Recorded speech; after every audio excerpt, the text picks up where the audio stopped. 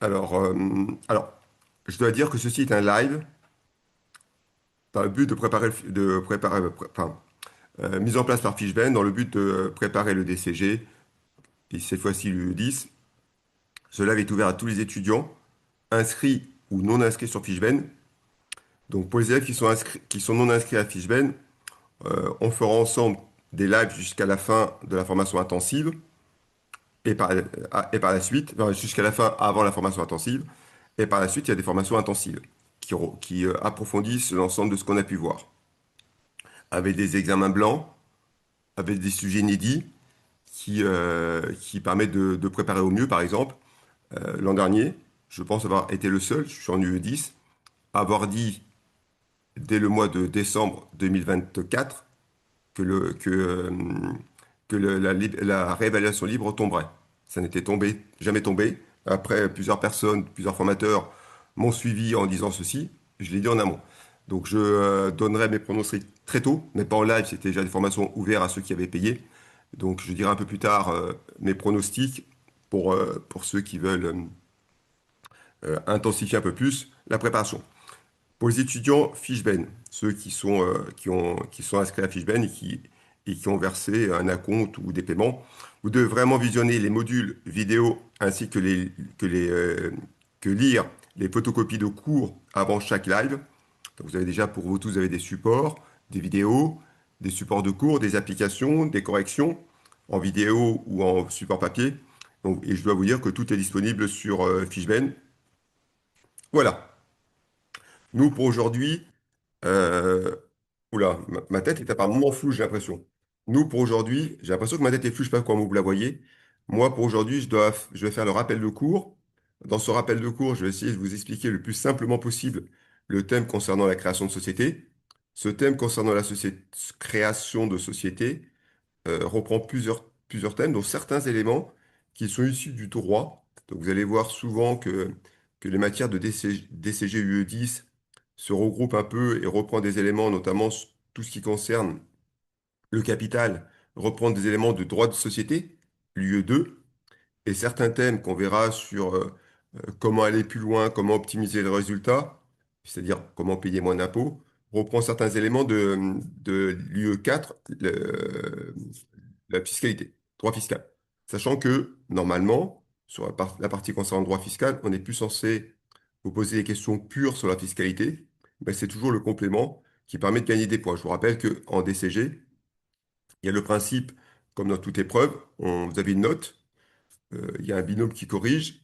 Le binôme peut largement majorer des points s'il estime que la copie est parfaite et que le barème, voilà, ne correspondait pas. Donc ça veut dire que si sur une question vous allez plus loin que ce qu'on demandait, on ne pourra pas vous mettre sur cette question même plus de points que le barème. À la suivante, vous êtes malheureusement un peu en dessous. Le binôme peut librement rajouter des points à cette question. Donc je ne sais pas si on vous l'a dit, c'est comme ça que ça se passe lors d'une correction. Je ne peux pas dire plus parce que certains éléments des correcteurs sont secrets, ils sont interdits de publication et d'information. Donc voilà ce qu'on a le droit de dire et voilà sur le conseil qu'on peut vous donner. Je vais, je vais tousser par moment, je suis malade. Je vais partager avec vous un fichier qui va me permettre, tout vierge, qui va me permettre de vous expliquer le tout. Ce fichier, je le mettrai à la suite, soit dans la conversation, soit l'école vous le transmettra. Quand je dis l'école, je dis Fishben. Voilà, c'est une propriété Fishben, la mienne, que je vous transmets également. C'est chaque cours que je peux faire est différent. C'est-à-dire, je ne prends pas les mêmes exemples, parce que sinon, on n'a pas besoin de moi. Moi, je suis là pour amener une connaissance et des compétences adaptées à ce que j'entends, à ce que je vois. Donc voilà pour le début que je voulais voir avec vous. Alors, vous devez savoir tous que quand on crée une société, ce sont différentes personnes, une ou plusieurs. Alors, on ne parle ici que de sociétés de capitaux.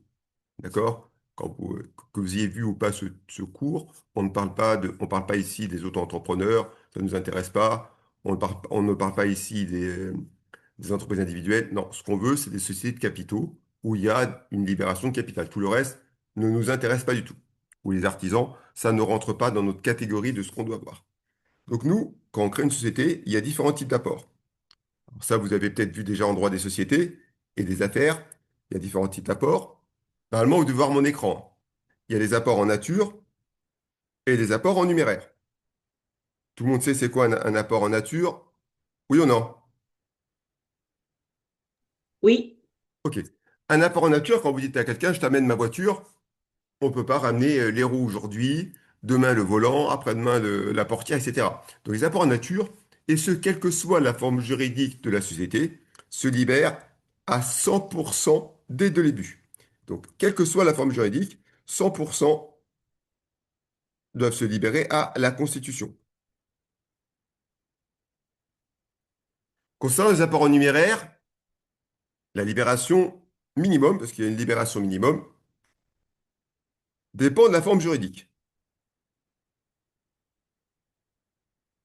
Et on peut avoir des fautes d'orthographe. Quand j'écris, c'est pas le plus important, dépend de la forme juridique. Alors, que veut dire ceci? Pour tous les sociétés juridiques, alors, si c'est une SARL ou une EURL, donc pour les SARL, EURL, le minimum est de 20% ou, ce qu'on voit souvent, un cinquième. Les deux, un cinquième ou 20%, c'est strictement le même. Pour les SA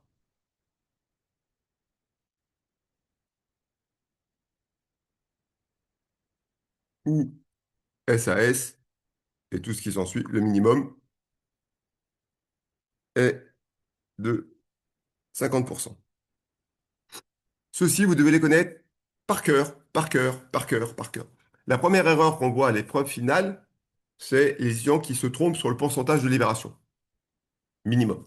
Alors là, je vous parle uniquement de la création. Il y a d'autres pourcentages qu'on verra dimanche prochain dans le deuxième live sur l'augmentation de capital.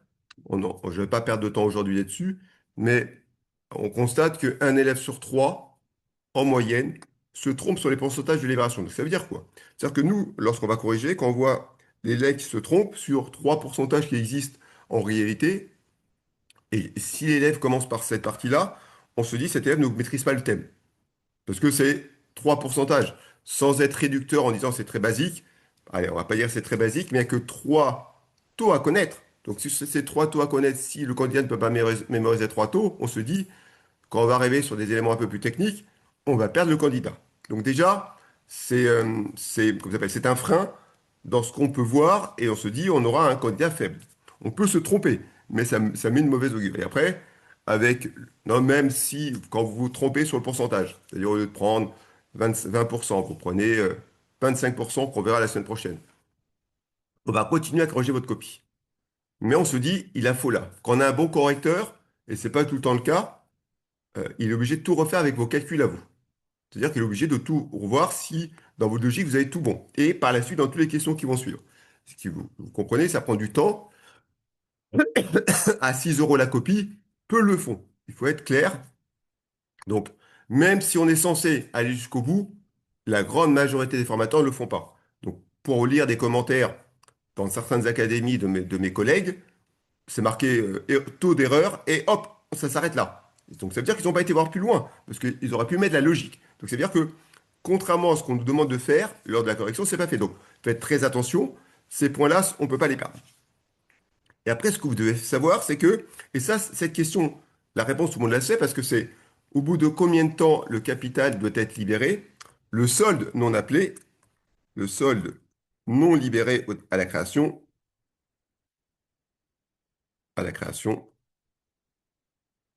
doit être libéré, doit être, on va être plus précis, doit être appelé dans les 5 ans.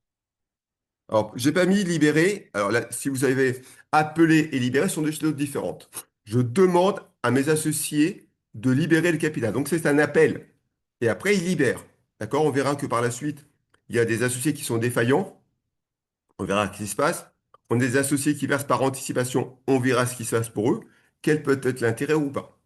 Par contre, ici, il y a une notion importante qui est à connaître, qui est reprise dans le chapitre suivant, qui est important ici, c'est il est interdit à une société de procéder à une augmentation de capital tant que le capital ancien n'est pas entièrement libéré.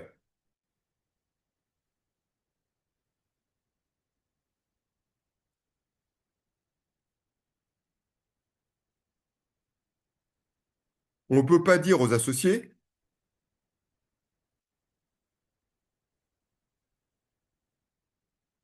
donnez-moi plus d'argent.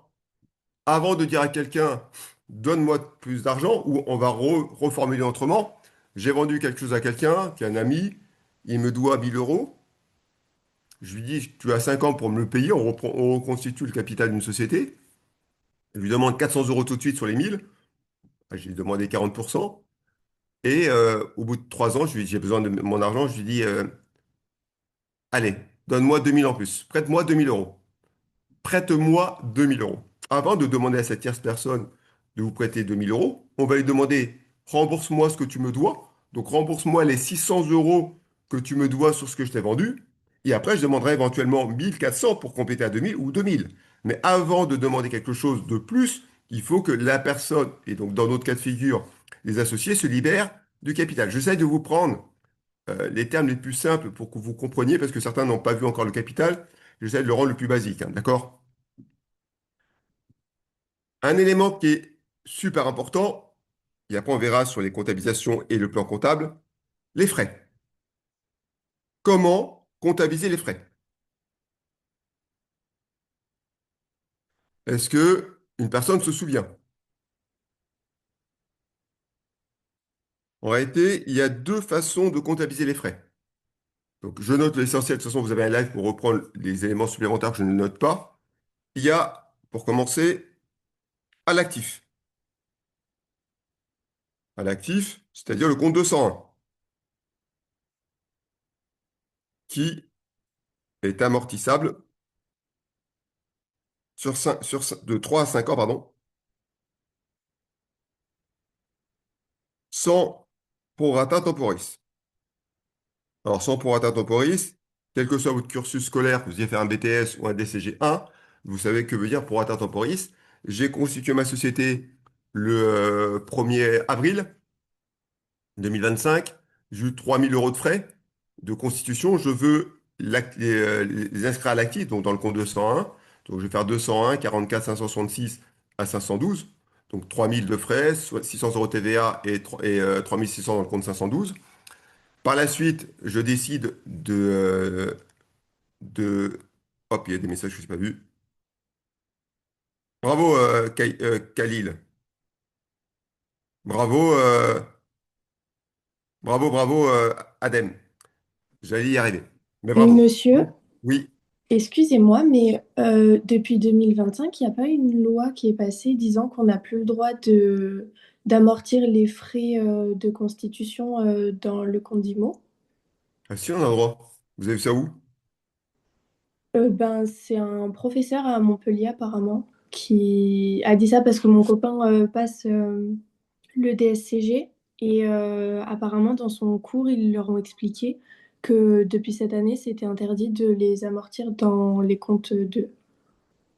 Oula. Ça me surprend. J'irai vérifier. J'irai vérifier. C'est une bonne question. Je suis très Je surpris sais pas de... du tout, hein, c'est une Ah non, mais je supposition. vous ai bien intervenir. J'irai vérifier tout à l'heure et je mettrai un post pour si jamais je me suis trompé. Mais ça me surprendrait parce que j'ai pas vu ceci. Et je peux l'avoir zappé. Ça peut arriver à tout le monde de ne pas avoir vu quelque chose. Mais par définition d'un actif, si c'est un actif, même si par sa pure définition, c'est pas un actif, il est censé perdre de la valeur. Et pour donner une bonne image de l'entreprise, donc l'image fidèle, je suis obligé de le déprécier. Sinon, je respecte pas le principe de l'image fidèle. Mhm. Et je respecte même pas le principe d'indépendance des exercices. Donc, il y a deux principes ici qui m'échappent sur le fait de ne pas pouvoir amortir. Euh, et il a vu ça en Montpellier en DSCG. Dans quel Oui, cours? compta audit. Ah oui, je sais, dans quelle partie de la compta audit? Dans la partie, Dans la dans la partie... partie, consolidation? Oui, Bah oui, je pense savoir pourquoi. Je pense savoir pourquoi. C'est lorsque l'entreprise qui consolidante à comptabiliser en charge les frais et que l'entreprise qui, euh, qui est consolidée comptabiliser l'actif, il faut dans ce cas reprendre la méthode de la société consolidante, c'est-à-dire annuler de l'actif l'immobilisation, annuler l'ensemble des amortissements et considérer que c'était une charge de départ, et donc soit revenir sur un résultat et l'impôt différé, soit revenir sur un résultat pour la dotation de l'année, une réserve pour les dotations cumulées des années précédentes et et un impôt différé. Je pense que c'est ça. Je pense D'accord. que c'est ce qui a dû être dit à votre copain. Je pense que Donc c'est... ça concernerait pas du coup les frais à la création, c'est une Non, autre, je pense c'est qu'il y a différent. une... Alors je pense, je ne mettrai pas ma main coupée parce que j'ai besoin de mes deux mains, mais je ne suis pas loin d'être sûr et certain. Il intervient aussi dans cette UE.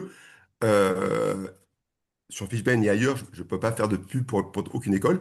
Euh, je pense que ceci qui a été dit est probablement une mauvaise compréhension par votre copain, ou peut-être mal expliqué par le formateur. Voilà. Mais ça veut dire il aurait commencé, votre formateur aurait commencé par la restructuration, enfin par la consolidation, alors que normalement, tout le monde commence par la restructuration dans toutes les écoles. Donc après, c'est un choix, mais je mettrai ma main coupée que j'ai raison. Et si j'ai tort, je mettrai un live, mais ça me surprendrait. Parce que quand vous D'accord. regardez les deux réponses qui ont été données par vos camarades, tout le monde va dans le sens que ça n'a pas changé. Et ça me Oui. paraît surprenant que ça ait changé. Je pense que c'est une mauvaise compréhension par votre copain. Je suis pas méchant. J'estime que le formateur a bon et que peut-être il a utilisé un mot que votre copain a loupé à un moment. Il peut pas se tromper. C'est un truc basique pour un DSCG, ce qui a été dit. Très, très basique. Ok, ça marche, D'accord? merci. Merci d'être intervenu. Elle était très intéressante, votre intervention. Après, en charge, par nature, et comme le disent vos camarades, c'est la méthode de référence. Que veut dire méthode de référence?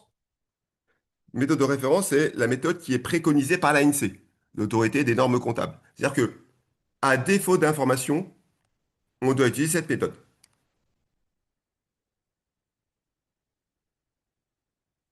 Alors, on parle de quel type de frais? J'ai compris, grâce. Vous inquiétez pas.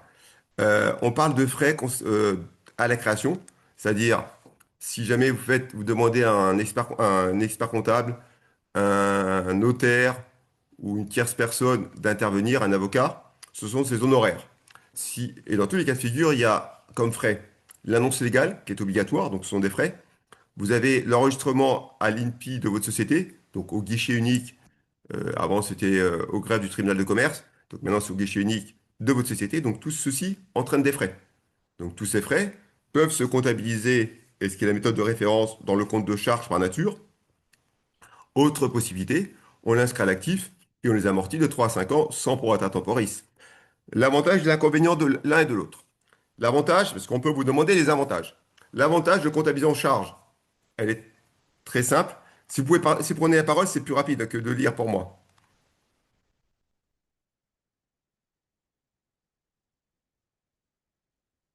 De constitution lors de la Constitution. Très bien, je voulais sûr de ma compréhension. Merci, monsieur. Ok, aucun problème, grâce. Alors, je reviens sur ce que je disais. Les frais à la création. En charge, c'est la méthode de référence, c'est celle qui est préconisée. Pourquoi c'est la meilleure méthode? Tout simplement parce que elle va permettre d'avoir un maximum de charges la première année. Qui dit maximum de charges, dit minimum de résultats. Qui dit minimum de résultats, enfin minimiser les résultats, dit minimiser l'impôt sur les sociétés. C'est un avantage purement financier. Pour les associés, c'est pas la meilleure méthode. Parce que pour les associés, la meilleure méthode, c'est en IMO, les activer. Parce que comme ça, la charge va être ventilée sur 3 à 5 exercices, donc étalée sur 3 à 5 exercices, ce qui va leur permettre de maximiser les premières années leurs dividendes. D'accord? Tout dépend quelle option je prends. Est-ce que je veux avoir un maximum de dividendes ou est-ce que je veux payer le moins d'impôts la première année? Ça, ce sont des choix qui sont libres pour chaque société.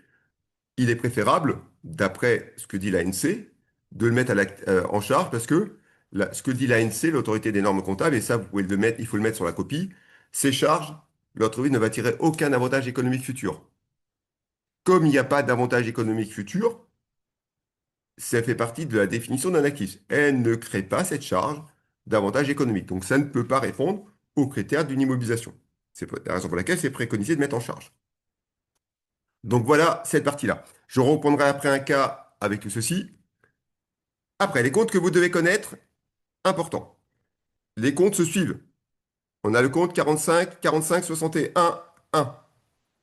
1, 45, 61, 1, 5, 45, 62, 1, 45, 62, 5. Voilà les plus importants pour commencer. Les deux premiers, ils se suivent. C'est 45, 61 et deux suivants, c'est 45, 62. Donc les premiers, ces deux premiers, c'est lors de la création. Lors de la création C'est la promesse. avec la promesse. Comment? C'est la promesse, c'est Tout à par rapport fait. à la souscription. Ça, c'est lors de la création à la promesse. Et après, on a la libération effective avec les comptes 44, 6, 2, Tout à fait, tout à fait, tout à fait. Et là, c'est lors des appels. enfin 45. Vous avez raison, vous inquiétez pas, j'ai compris ce que vous avez dit. Alors, ces comptes suivent, et vous verrez par la semaine prochaine qu'on verra le 45-63, ça, c'est purement logique. Aucun compte du PCG n'a été fait au hasard. Quelques nouveaux comptes qui m'embêtent un peu sur la logique, la compréhension du découpage du PCG, mais tous les autres sont très logiques. Après, comment mémoriser le 1 ou le 5? C'est très simple. Le plus simple à comprendre, c'est le 5. Celui qui termine par un 5, c'est automatiquement en numéraire. Pourquoi? Parce que la banque, c'est le 5. C'est la classe 5, la banque. La caisse, tout ça, c'est la caisse 5. Et Donc, c'est automatiquement ceux qui sont en numéraire. Et le reste, c'est de nature. excusez-moi, j'ai une question. Oui, Si on avait, par exemple, là des frais pour l'établissement, etc., pour la oui, création, est-ce qu'on oui, aurait mis tout de suite un compte 6 ou un compte 2? oui. Ok. D'accord. Sauf si on vous dit que vous avez pas que vous avez, sauf si on vous dit que vous n'avez pas la pièce comptable. Donc là, vous mettez dans un compte d'attente et quand vous avez la pièce comptable, vous êtes obligé de la comptabiliser. Très bien. Mais à l'examen, je n'ai jamais vu ceci. Comme tout ce qu'on va voir nous ici, hormis la première écriture qui est toujours la même, en réalité, nous, en compta pro, on néglige certains aspects. Vraiment, quand on demande aux associés de libérer le capital, il faut pas croire qu'ils font tous le virement le même jour à la même heure. Nous, on va comptabiliser une seule écriture comptable de libération de capital. En réalité, ce qui se passe dans la vraie vie, c'est qu'on va enregistrer à chaque fois une écriture comptable, à chaque fois qu'un tiers associé se libère de sa responsabilité à l'égard de son obligation vis-à-vis de la société. Mais nous, en compta pro, qu'il y en a un qui est payé le 15 janvier, l'autre le 16 janvier, l'autre le 17 janvier, on comptabilisera si la date butoir est au 30 janvier, on comptabilisera tout au 30 janvier. Je n'ai jamais vu un sujet qui demande de passer toutes les écritures. Ça sert à rien en plus. Si on sait- soit on sait faire, soit on ne sait pas faire. Ça n'a aucun intérêt de me demander de saucissonner en plusieurs fois. Ce qui est évident, lors d'un apport en nature. Qu'est-ce qu'un apport en nature? Un apport en nature est un apport avec de l'actif et du passif. Une personne peut, ou une société peut amener son actif et du passif. En réalité, l'apport, c'est le montant de l'apport, c'est l'actif moins le passif. Le montant net de l'apport, c'est l'actif moins le passif. Et ça, l'examen, ça fait partie des erreurs qu'on voit. Certaines personnes font la somme algébrique de tout ce qu'il y a. Soit ces personnes-là ne savent pas c'est quoi un passif, soit c'est par négligence, mais on perd 20% des candidats sur le montant de l'apport net. Ce qui est évident pour vous. Et comme je répète à tout le monde, je pense que vos formateurs vous ont dit la même chose. C'est le principe général. Vous savez que l'épreuve se fait sur machine à calculer. Si l'épreuve se fait sur machine à calculer, c'est-à-dire que tous les calculs sont ronds. On ne peut pas avoir un capital de 2 356 000 euros. Si c'est 2 356 000 euros de création, on s'est trompé. C'est sûrement 2 300 000 ou 2 400 000. Voilà, on s'est trompé sur des calculs. On n'a aucun chiffre qui ne correspond pas à quelque chose de rond, précis, parce qu'on ne sait pas calculer et qu'on doit. Enfin, je pars du principe qu'on ne sait pas. Moi, je sais bien calculer. À l'examen, on part du principe qu'on ne sait pas calculer et qu'on doit vous donner des éléments facilement calculables. Alors, on va y aller sur le début. Et je vais prendre un exemple. Alors, à la création, on aura donc un compte 45 61 1, 45 61 5 et un compte 1011. Ah, j'ai oublié ces comptes-là que je vais citer maintenant. Hop, on va rajouter, insérer, et on va insérer encore deux lignes, insérer. Pareil, il y a les pendants de ces comptes-là au capital. Le compte 1011, qui est le premier qu'on voit, ça suit l'ordre logique du plan comptable. C'est capital souscrit non appelé. C'est-à-dire que les associés disent j'amène du capital, mais à ce stade-là, rien n'est amené. Rien n'est amené et libéré. 1012, c'est l'étape suivante. Capital souscrit, on l'appelle, capital souscrit appelé et non versé. Les associés ne l'ont pas encore versé. Et pour finir, 1013, capital souscrit, appelé, versé. Tous les mots ont un sens, notamment dans le 1013. Quand c'est capital souscrit, appelé et versé, c'est ce qui est appelé et versé. C'est-à-dire que si quelqu'un, on y reviendra par la suite, effectue un versement anticipé, s'il effectue un versement anticipé, ce n'est pas appelé. Comme ce n'est pas appelé, je ne peux pas en tenir compte dans appelé et versé. Je ne peux prendre que ce qui est appelé et versé. On verra la petite nuance très rapidement. Bonjour à tous ceux qui se sont connectés par la suite. Donc ça, c'est la première écriture comptable. Donc on va commencer exemple et je vais dérouler. Donc ici, ça sera débit, débit et crédit. Pour l'instant, je ne mets pas de code de couleur. On verra le code couleur par la suite. Si besoin est, on peut mettre en rouge ici et on va mettre en vert ici. Hop. Le vert n'est pas très visible. On va mettre en... OK. On marque exemple. La société Baba va se créer avec 4 associés. Monsieur A. Promesse d'apport.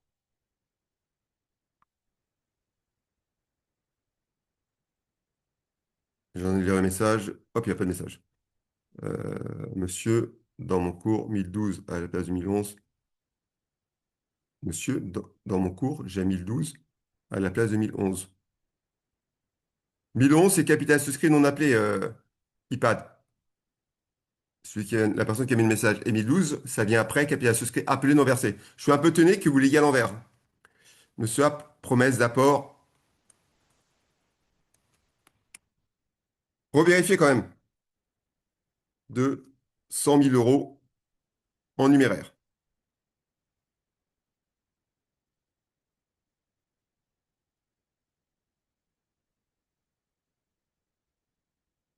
Monsieur B, promesse d'apport.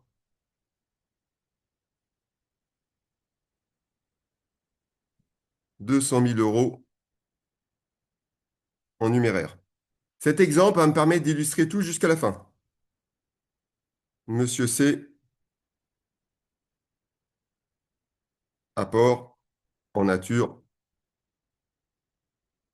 qui sont les suivantes. Un immeuble,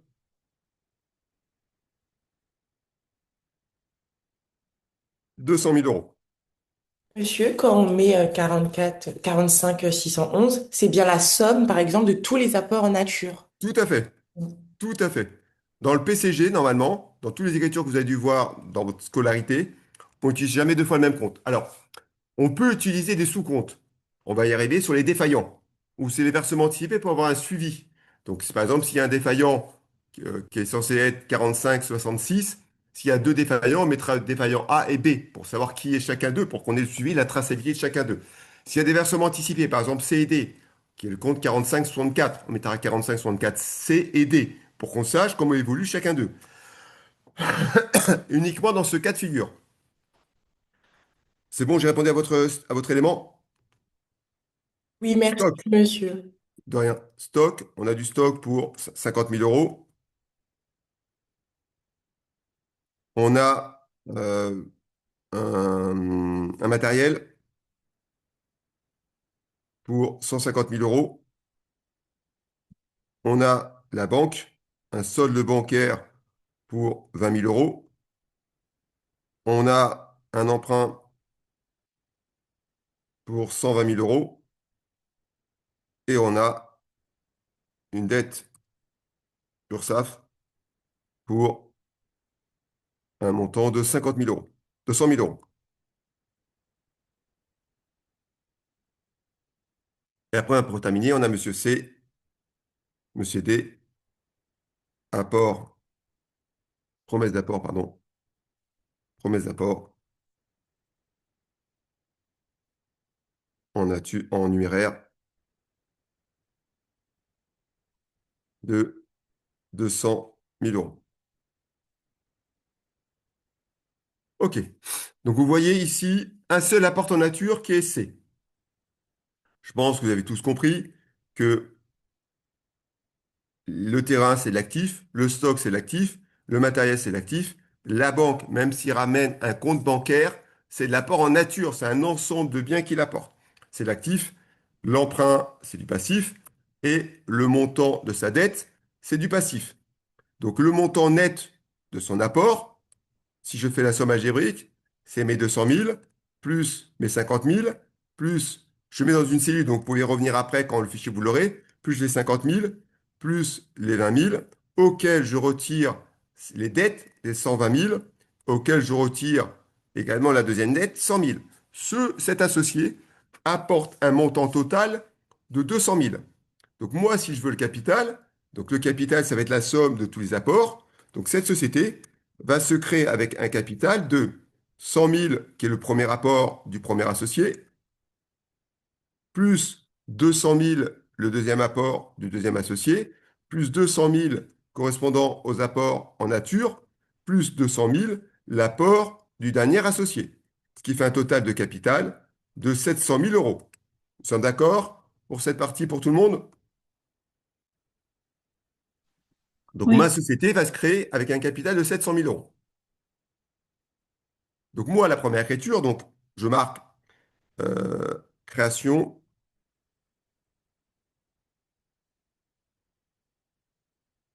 le 3 janvier 2024. Donc, ah ouais, ok, le 3 janvier 2024.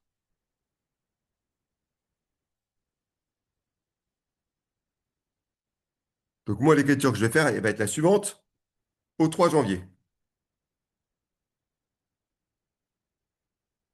2024, je vais faire ceci. Au débit, les promesses d'apport, 45, 61, 1. 45, 61, 5. Au crédit, 1011. 45, 61, 1 pour l'ensemble des apports en nature. 200 000 euros que j'ai trouvé ici. 45, 61, 5 pour l'ensemble des apports en numéraire. Donc le premier avait prévu 100 000, le deuxième avait prévu 200 000 et le dernier avait prévu 200 000. Et le total, c'est bien mon capital qui est constitué de 700 000 euros. Ça, c'est la première écriture. Après, il y a la libération, ce qui est appelé. La société est une SARL. Et il est demandé le minimum légal. Si on demande le minimum légal, on demande 25%. 20%, pardon. 20% ou un cinquième. Pour l'instant, je ne mets pas de défaillant parce que quand on crée, normalement, on a assez d'argent pour le minimum, sinon on ne met pas dans le capital. Alors, ce capital peut être libéré de deux façons différentes. Le numéraire peut être libéré. Le numéraire peut être libéré à la banque Pardon, monsieur, je comprends pas. C'est-à-dire, Euh, pour moi, l'écriture que vous venez de passer, dans ma tête, je l'avais comprise comme le fait que c'était un appel. non. Non, que... Ça, c'est quand les associés s'engagent à créer la société. Donc, ils s'engagent, ils Ah sont oui, réunis, on donc c'est dit, la on crée la souscription. société. Et normalement, cette écriture, pour être encore plus précis, c'est le jour où les statuts sont signés. Lors de la signature des statuts, on s'engage à verser quelque chose.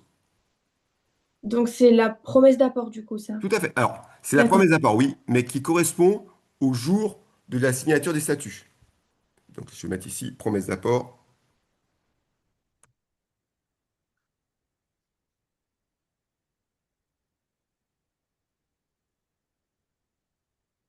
D'accord? Oui. Et dans ces statuts doit être mentionné le minimum qui est à verser à la création. D'accord? On mentionne un minimum légal, soit le minimum légal qui est ici 20% ou un cinquième, soit plus, ou la totalité. Donc, le numéraire peut être libéré soit à la banque dans un compte 512. En réalité, ce n'est pas à la vraie banque, hein. C'est un compte d'attente que le banquier attendra d'avoir de notre part un cabis qui dira que la société est créée, que la société existe pour transférer ce compte de banque dans dans un vrai compte bancaire. Ceci aussi en DCG, on le néglige totalement. On passe pas par ces comptes transitaires, comptes bloqués, etc. Globalement, on s'en fout complètement. Autre possibilité, versement chez un notaire, compte séquestre ou, qui est un compte séquestre aussi, compte de dépôt, caisse de dépôt et de consignation. Caisse de dépôt et de consignation. Alors, c'est très simple. La caisse de dépôt et consignation est utilisée généralement lorsque aucune banque veut nous ouvrir un compte bancaire. Donc, on va là-bas, on dépose les fonds. Ils nous font une attestation comme quoi on a déposé les fonds. Et après, lorsqu'on a une société qui se crée, on va voir trois banques après, de nouveau. Dans les trois banques, tant qu'on a deux lettres de rejet, ça nous suffit. On envoie les lettres de rejet à la Banque de France, qui va demander à un de ces deux établissements, généralement celui que je préfère, de leur obliger à nous ouvrir un compte bancaire avec le minimum, qui est un compte avec un compte bancaire, consultation à distance et une carte bleue, qui nous permet de faire des retraits s'il y a assez d'argent, faire des paiements s'il y a l'argent, il n'y a aucun débit différé, il n'y a aucune autorisation découverte. Donc là, on va utiliser le compte 467 pour les versements. Alors, les fonds, on va faire la version la plus longue, sont versés chez Maître XY. Alors, l'écriture comptable va être la suivante.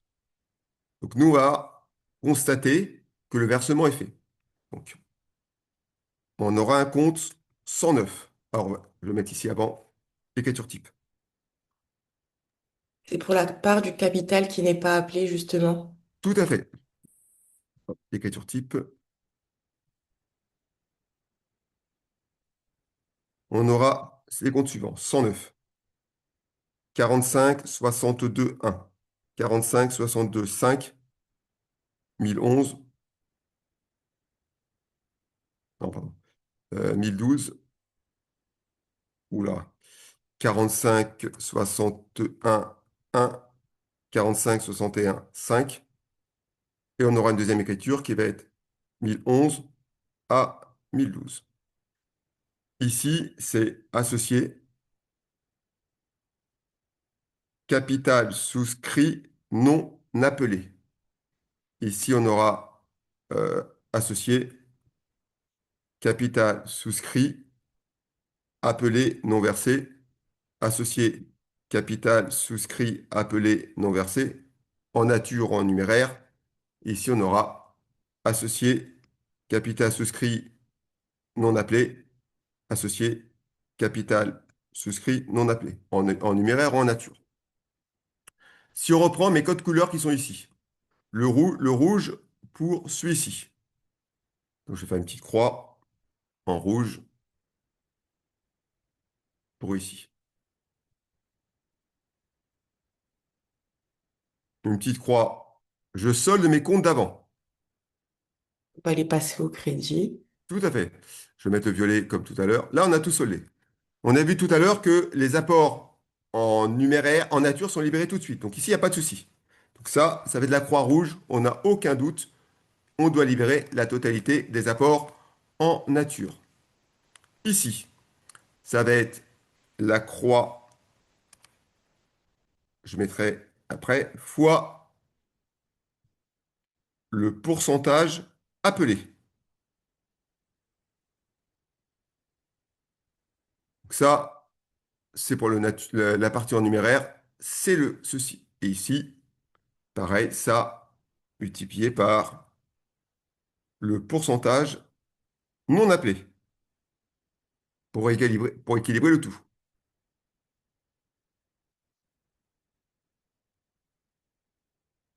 Et je vais reprendre celui-ci. Ici, c'est pour ce que j'appelle. Donc ça va être pour le rouge,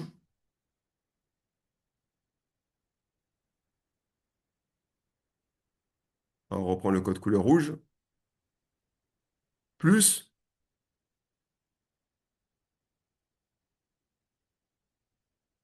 la partie que je n'ai pas appelée, plus la croix multipliée par le pourcentage appelé, je veux dire.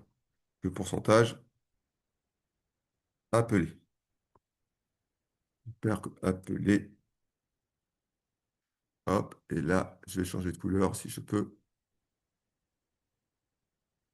Ah, je n'arrive pas à faire la suite. Normalement, je dois pouvoir faire ça ici pour cette partie-là. Bon, j'avais pas. Bon, j'arrive pas à mettre la différence de code.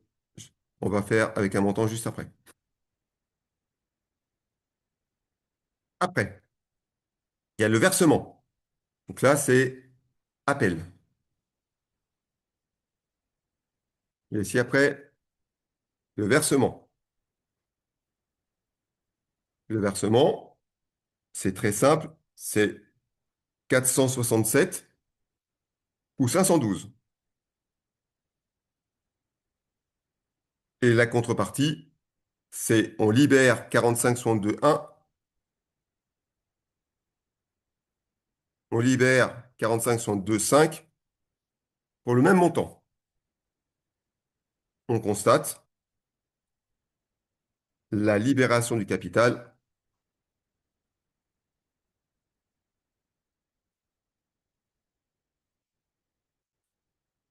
Donc, le capital qui était appelé devient libéré.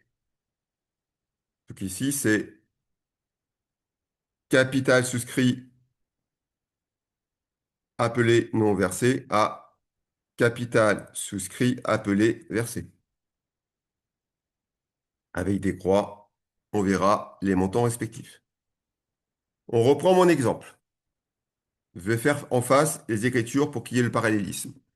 Alors, nous, on verse, on va dire qu'on verse auprès du notaire. Donc ici, j'aurai 109 pour commencer. Je reprends le même schéma d'écriture qui est là pour gagner un peu de temps. Copier, OK.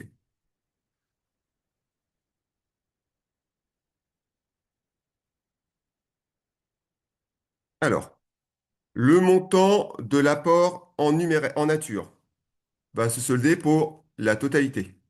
Donc ici, apport en nature, j'ai un montant de 500 000 euros. L'apport en numéraire, le minimum légal, c'est 20%. Donc ici, je vais prendre 20% de mon apport en numéraire. Donc je vais faire 500 000 fois 20%.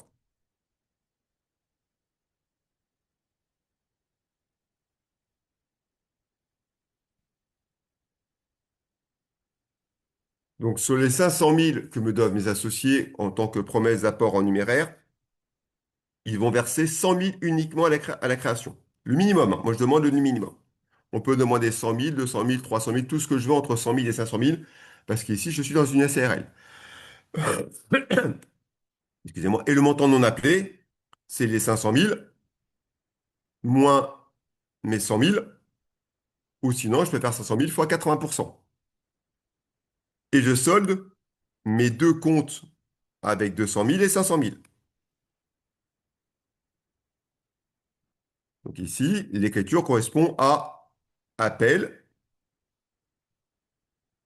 à libération du capital. Et après, je constate cet appel à libération. Copier,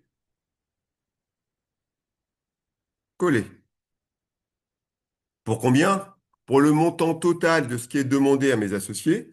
Donc, il est demandé les 200 000 en numéraire, en nature, pardon, plus les 100 000 en numéraire.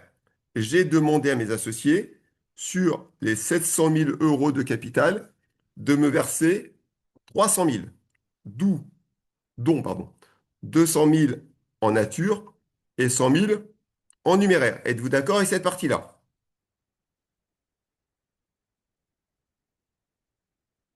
Oui, merci, monsieur. On continue. Maintenant, ils vont libérer. Il y en a certains vont libérer auprès du notaire, d'autres vont me libérer directement les apports en nature. Donc les apports en numéraire, donc libération des apports en numéraire chez le notaire. Donc on va faire un compte 467. On va solder le compte associé apport 45 62 5 parce que c'est apports en numéraire. Pour quel montant? Pour le montant qu'on leur a demandé. Pour l'instant, je n'active pas le fait de versement anticipé. 100 000 euros. Le notaire reçoit 100 000 euros des associés. Mais il y a l'apport en nature. La personne qui avait promis libérer. Donc ça, c'est libération des apports en nature. Libération. Ça, on pourra directement mettre dans un compte de capital, vu que c'est Tout à relié à fait. la société. Ah, non, pas dans un compte de capital, directement dans des comptes appropriés. Ah, C'est-à-dire que je vais prendre les comptes du PCG qui existent. par nature, du coup? Oui. Ok. C'est-à-dire que je reprends chaque élément. Il y a un immeuble. Donc ici, 213. Il y a un stock, donc on va mettre un compte 3. Tout à fait. Donc 213 pour le montant de l'apport qui était de 200 000. Il y avait un stock. On mettra un compte 3. Je ne sais pas quel type de stock. Je ne prends aucun risque dessus. Pour un montant de 50 000. Il y a un matériel. 21,54. Pour un montant de l'apport du matériel qui est de 150 000. Il y a la banque. 512. Le montant de l'apport en banque, 20 000. Il y a un emprunt, 164 ou 16. Moi, je mets 164, 16 pour être pas mal aussi, parce que quand je mets 164, c'est un emprunt auprès d'un établissement de crédit. Je ne l'ai pas dit. Je partais sur ce postulat, mais ça peut être un compte 16. On doit l'accepter parce que si on ne vous dit pas quel type d'emprunt, tous les comptes 16 sont des emprunts. Et pour finir, on dit qu'il y a une dette à l'égard de l'URSSAF, 431, URSSAF, pour le montant de la dette vis-à-vis de l'organisme social, 100 000 euros. Et tout ceci constitue le fait que mon associé ait libéré le montant de son apport en nature, donc 45, 62. 1. Il s'est libéré de son engagement vis-à-vis de la société. Il solde son compte de 200 000. Il a tout libéré. Si vous voulez vérifier, 200 000 plus 50, ça fait 250, plus 150, ça fait 400, plus 20, 420. Côté crédit, j'ai 420 000 euros. Maintenant, je vais constater. Alors, le notaire va me libérer les frais. Donc, on va dire le notaire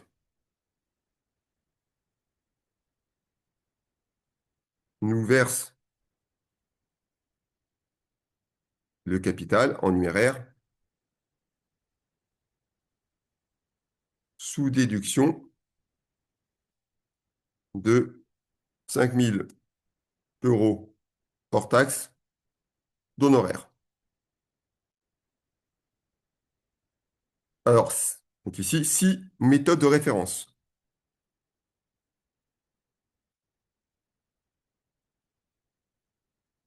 en charge.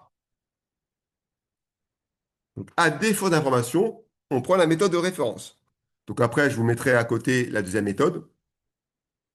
Donc ici, on va comptabiliser à ce moment-là un compte 62,26 pour le montant de 5 000 € hors taxe. On va comptabiliser la TVA, 44 566 sur ces 5 000 €, qui fait 1 000 €. 512 banques, c'est ce que je vais recevoir, on va le faire après, et il se libère de ce qu'il a pris, de ce qu'il a reçu, 467. Il avait reçu 100 000 €. Il se libère de ces 100 000 €. Alors, qu'est-ce qui s'est passé ici? Je vous votre message juste après. J'ai, il m'a versé 100 000 €. Déduction faite de ces 5 000 € d'honoraires des 95. Déduction faite de la TVA sur les honoraires 1000. Je reçois 94 000 sur mon compte bancaire. Et donc, c'est ces 94 000 là qu'on va effectivement verser au capital de la société après. Ces 94 000, c'est ce que j'ai reçu déduit des frais. Oui. Et du coup, c'est ce que lui va... Ah, ok, d'accord. Donc, on a déjà... D'accord? Il a eu 100 000, mais c'est comme si moi, si les associés m'avaient versé 100 000 dans mon compte bancaire. J'aurais eu 100 000 directement. J'aurais dû payer la tierce personne qui a fait le nécessaire pour moi, qui est l'avocat. J'aurais dû payer l'avocat. J'aurais fait un virement de 6 000.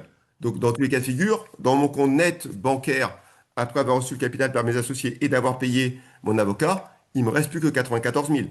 Et donc là, on D'accord. fera 1012 1013 pour 94 000. Je vais y arriver tout de suite. Pourriez-vous mettre une note pour la banque, vu qu'elle compte en nature et pas en numéraire, s'il vous plaît, monsieur? Moi, je l'aurais mis en numéraire, mais je comprends qu'il a porte ouverte. Alors, grâce. Un apport en nature, c'est un ensemble apporté par un associé. Donc, ça veut dire que généralement, il apporte sa société, ou il apporte une partie de sa société. D'accord? Quand il apporte, c'est l'ensemble de ce qui est dedans. Il y a une caisse, même s'il y a une caisse, je n'ai pas mis le compte caisse, c'est du nature. On ne peut pas scinder dans ces deux opérations la partie nature et de la partie numéraire appartenant à cette personne. Sauf si on vous dit qu'il effectue deux types d'apports, un type en numéraire, on vous donne tant, et de l'apport en nature, dont on vous donne le différent détail. En réalité, dans cette partie concernant les apports en nature, on essaie de comprendre si vous savez, premièrement, faire la distinction entre actif et passif. Il y a encore malheureusement des erreurs tous les ans là-dessus.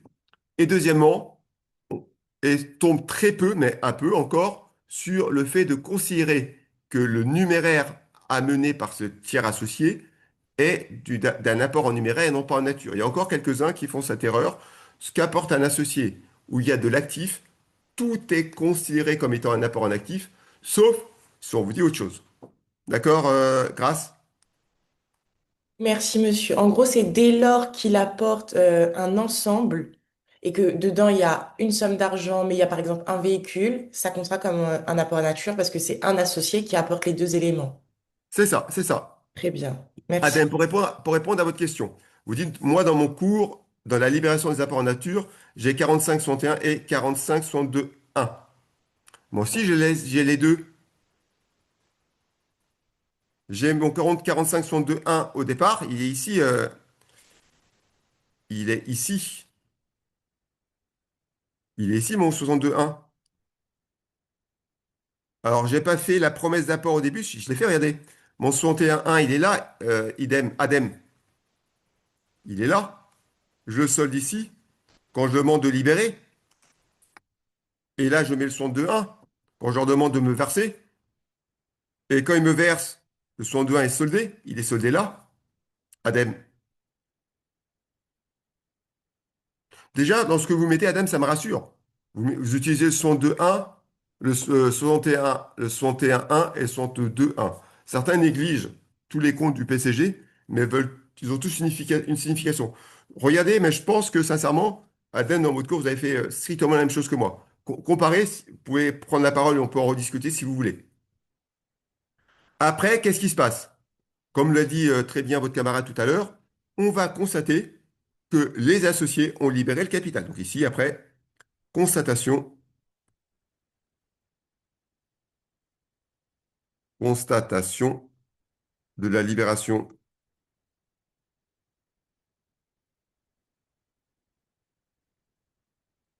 Et quand on constate que la libération du capital est faite, c'est 1012, pardon, à 1013. 1012, c'est capital souscrit appelé non versé à capital souscrit appelé versé. Et donc, c'est ce que je vais faire ici. 1012, 1013. Toutes ces écritures sont quasiment à la même date, sauf quand on passe par un notaire, où il y a quelques jours de décalage pour qu'il nous reverse les fonds, parce que le temps qu'a priori fasse sa facture, etc., etc., globalement, il joue un peu avec notre trésorerie. Quel est le capital qui est libéré? Le capital qui avait été appelé. Les 100 000 qu'a reçu le notaire ici, plus l'apport en nature qui est ici. 300 000 et 300 000, c'était le capital qui avait été appelé ici. Vous voyez, le compte 1012 est aujourd'hui soldé. Si je vous montre ceci, si je fais un petit compte en T ici vite fait, alors on va faire ça comme ça, on va faire ça comme ça. Et je vais recopier en plusieurs fois. OK, je pense le faire. Oh! Hmm. OK, on va copier ça 3 fois. Et après, je ne ferai plus copier, coller, coller, coller, coller, coller. Je pense qu'on va mettre ici encore à côté et ça devrait être suffisant. Coller, coller. OK. Alors nous, le premier compte qu'on a vu, c'était le compte 45, 62, 61, 45, 61, 1. 45, 61, 1. Le compte 45, 61, 1, il avait été utilisé pour la première fois ici avec 200 000 au débit. Je reprends mes 200 000. Le moment où j'ai appelé, j'ai mis 200 000 au crédit, qui est 200 000 qui est ici. Donc ce compte est aujourd'hui entièrement soldé. Le deuxième compte que j'ai pris, c'est le compte 45, 61, 5 pour la part en numéraire. Et je vous demanderai pas de faire des comptes entiers à chaque fois que vous faites une écriture, 500 000.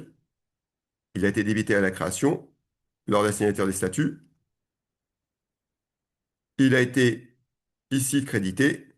Il est soldé.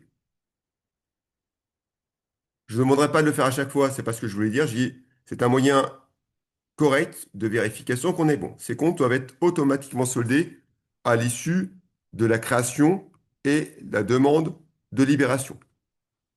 Je fais l'apport en nature. L'apport en nature, en demande de libération, elle se fait là. J'ai débité 200 000. Lorsque mon associé ou mes associés ont libéré les 200 000, ici, les apports en nature, il est soldé. Ce compte, il est automatiquement soldé à l'issue de la libération du capital par mes associés, en nature. Maintenant, on passe par le numéraire. 45, Excusez-moi, est-ce que vous oui. pourriez juste répéter 45 62 1 s'il vous plaît? 45,62,1, S'il vous c'est plaît. associé capital souscrit appelé non versé en nature.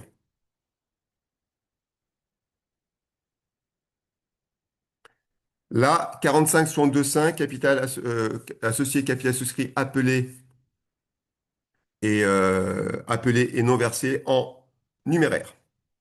J'ai combien de capital souscrit appelé et non versé en numéraire?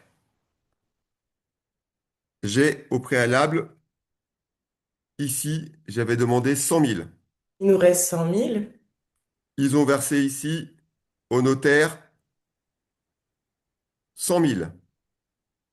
Ici. Il est soldé. Mes associés ont payé ce que je leur ai demandé, aussi bien en nature qu'en numéraire. C'est pour ça que mes comptes 45, 61 ou 45-62 sont tous soldés. Mais monsieur, Continue. pardon, je Oui. comprends pas où est-ce que le compte 45-62-1 se solde. OK. On va faire autrement. On va faire des couleurs. J'ai là ici 200 000. J'ai ici 200 000, même couleur. Ici, c'est 200 000. Je vais mettre en rouge. C'est les 200 000 qui sont versés ici, qui sont versés c'est donc le 2, c'est en nature, il est là. Lorsque l'apport en nature est versé. Ah, d'accord, ok. D'accord? Oui, j'avais pas vu, merci. Il n'y a aucun souci. Je suis là pour ça. On va maintenant prendre des comptes 109. 109. Le compte 109, je l'ai utilisé qu'une seule fois. Ici. Il présente un solde toujours débiteur. Il est de 400 000. On reviendra après sur ce 400 000. Le compte 1011. Le compte 1011, il avait été utilisé pour la première fois au crédit, pour le montant total des promesses d'apport, 700 000. Il a après été débité du montant de ce que j'ai appelé ici 300 000. Il a un solde qui est créditeur de 400 000. Ils sont d'accord? Dans tous les cas de figure, le 400, le 109 et le 1011 doivent avoir le même solde, un débiteur et un créditeur. Je vais mettre des codes couleurs si vous voulez pour retrouver vos petits. Hop, 300 000 ici en vert, c'est les 300 000 qui sont ici. Et ici, les 700 000, on va les mettre en orange comme ça. Orange, caca, je sais pas quoi là. Je suis pas fort dans les couleurs. C'est les 700, les 400 000 qui sont là. Donc moi aujourd'hui, après vous aurez le fichier pour retrouver les petits. Dans tous les cas de figure, le 1011 et le 1012, le 109 et le 1011 doivent avoir le même solde.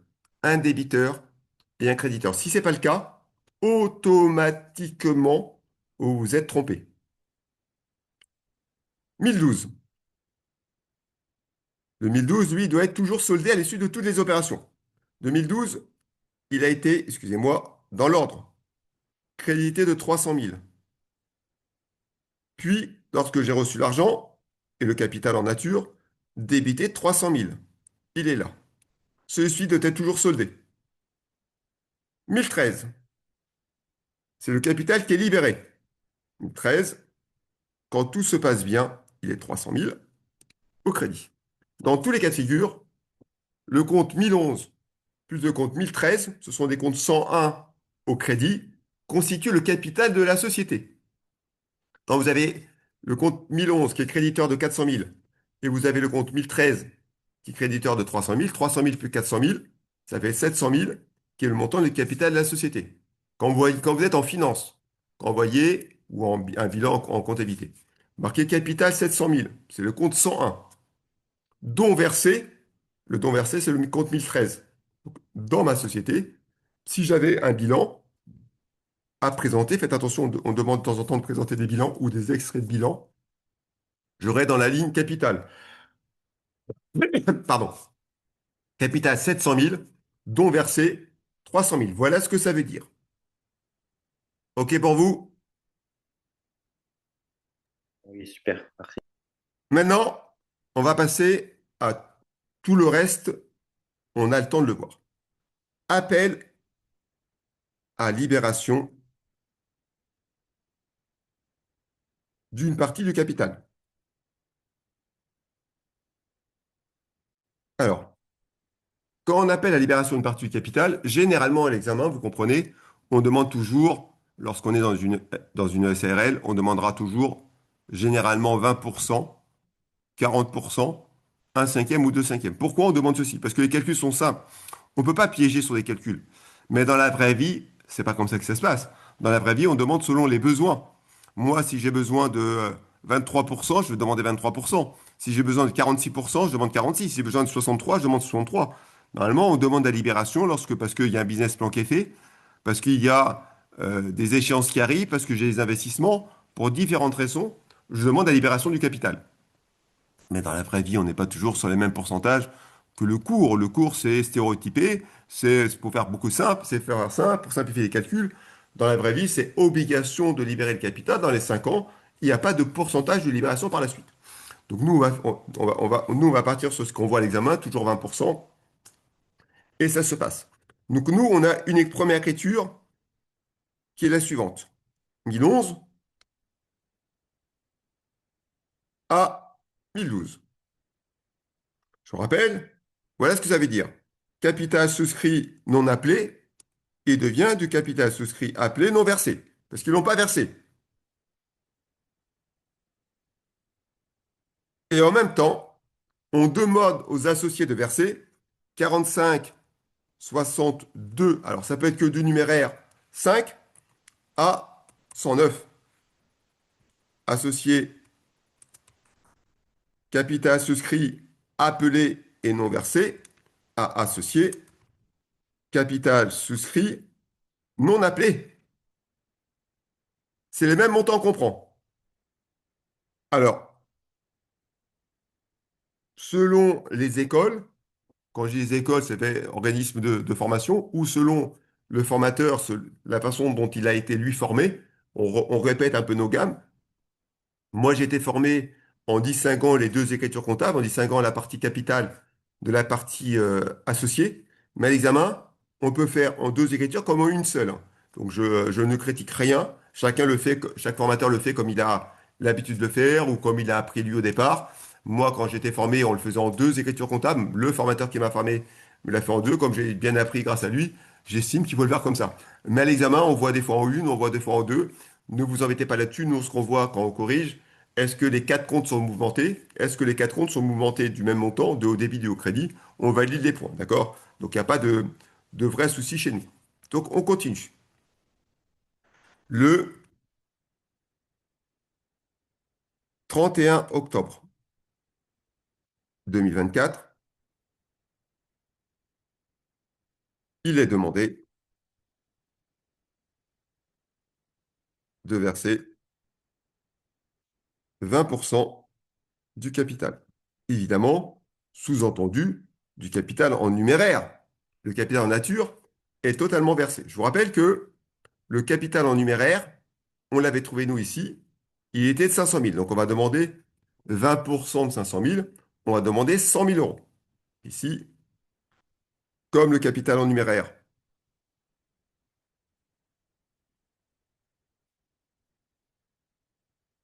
est de 100 000, est de 500 000, pardon, on va demander 500 000 fois 20% égale 100 000. Donc, on y va aux écritures au 31 octobre.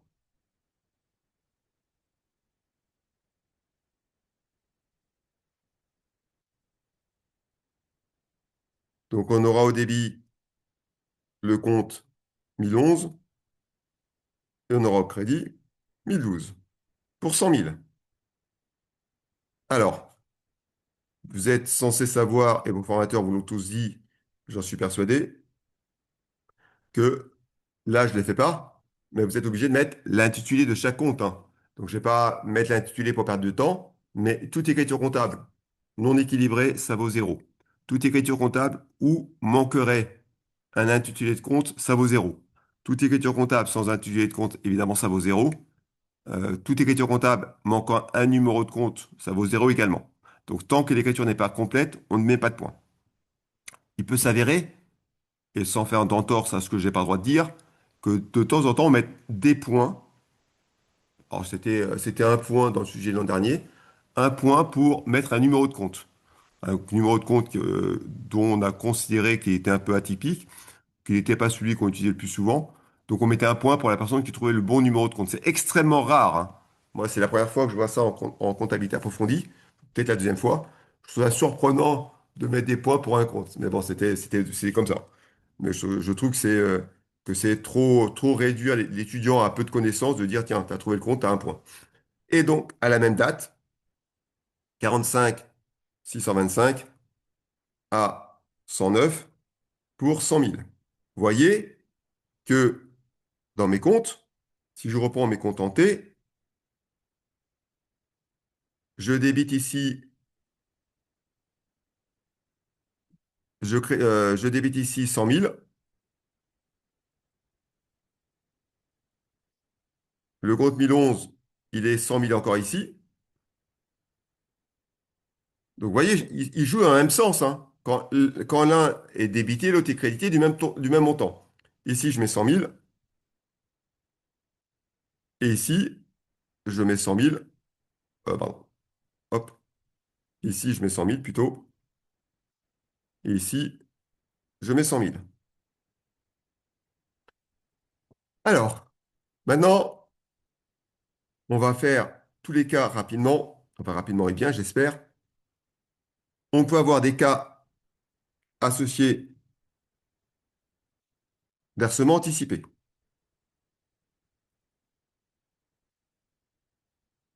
Pour faire un versement anticipé, il faut que ce soit du numéraire.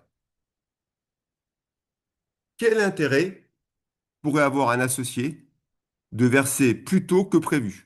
Moi, on me demande 20 000 euros sur les 60 que je dois. Quel est mon intérêt de verser 60 000 tout de suite et non pas 20 000, d'après vous?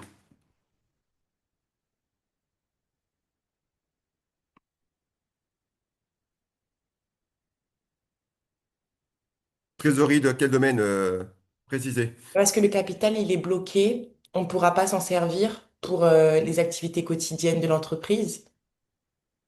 Non. Ah. Bravo, Salah. Salah a entièrement raison.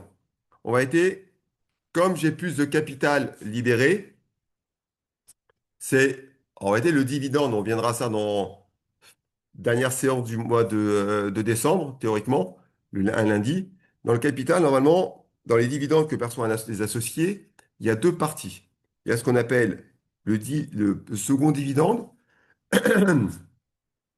qui est une partie du bénéfice que les associés décident de verser lors de l'Assemblée générale. Il y a un premier dividende qui est l'intérêt statutaire. Et l'intérêt statutaire est calculé sur le capital libéré. Et ça, c'est purement statutaire. Donc, c'est le statut qui le prévoit. Donc, pas besoin de passer au vote lors de l'Assemblée générale. C'est-à-dire que si moi j'ai du capital et que si dans ma société, il y a des intérêts statutaires, ce n'est pas une obligation de mettre des intérêts statutaires. Moi, si ma banque, mes placements est à 3% et que l'intérêt statutaire de ma société est à 5%, moi, j'ai tout intérêt à donner l'ensemble de ce que je dois ou l'ensemble de ma promesse à ma société. Comme ça, ils vont me verser un maximum de dividendes et je vais m'enrichir et en même temps aider ma société. Donc, l'intérêt de verser par anticipation, c'est d'augmenter l'intérêt statutaire. Donc, ici, intérêt est pour l'associé d'avoir plus d'intérêt statutaire.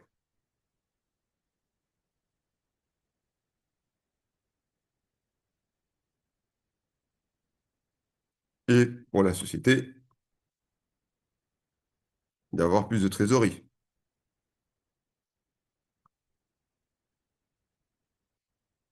OK.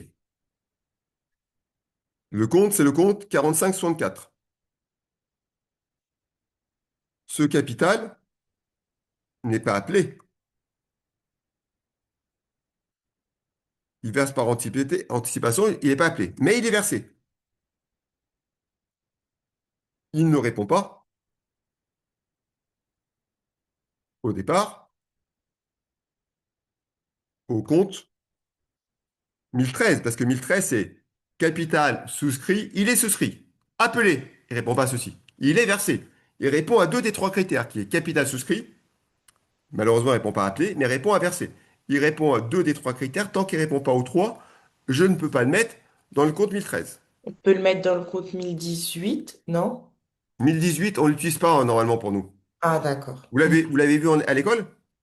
Pas du tout, c'est parce que j'ai le PCG sous les yeux pour essayer de me repérer justement après dans les... Non, en DCG, on n'utilise pas on utilise que les sous-comptes 1000, alors 1011, 1012, 1013. D'accord. Et dans la pratique générale, hein, c'est parce qu'on ventile. Dans la plupart des entreprises ou des cabinets comptables, on ventile même pas. C'est une trop grosse perte de temps de faire. Le seul compte qu'on utilise, c'est le compte 101 et 109. Les Ok. autres comptes, on ne les utilise pas. Dans la vraie vie, voilà ce qui se passe. Mais pour un schéma développé, pour euh, un peu mettre un peu de corset dans le café, qui est trop simple dans cette partie-là, on vous demande de les prendre. Mais dans le pratico-pratique, on n'utilise pas tous ces comptes-là, dans la plupart des cas. Même si on ne respecte pas l'image la plus fidèle, la nuance est tellement petite qu'on peut estimer que c'est pas une maladresse. Il peut y avoir des associés défaillants. Associés défaillants. C'est-à-dire qu'ils ne respectent pas son engagement envers la société à verser, à libérer plutôt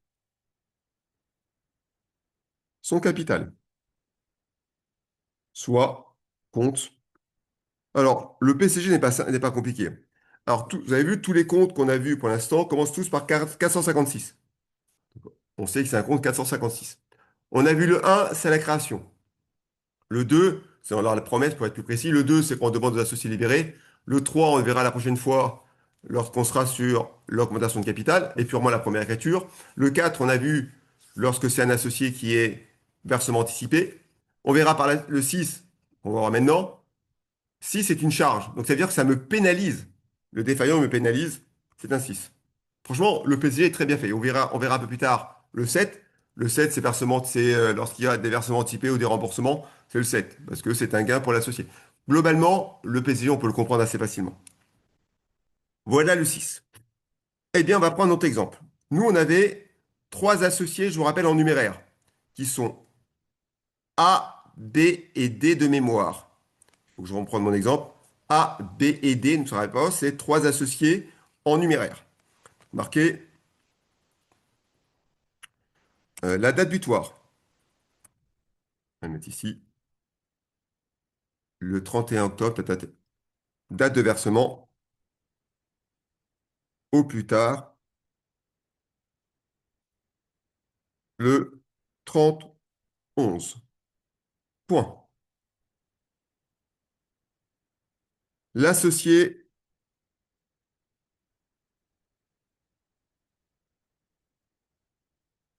A verse par anticipation l'ensemble de son capital, de sa promesse. L'associé B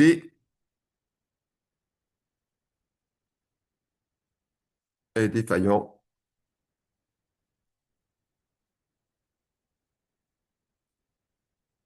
OK.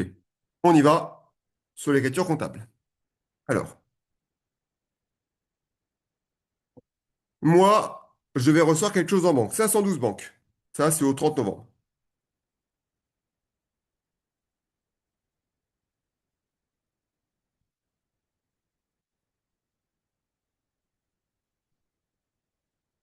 Je sais que j'ai un associé qui est défaillant.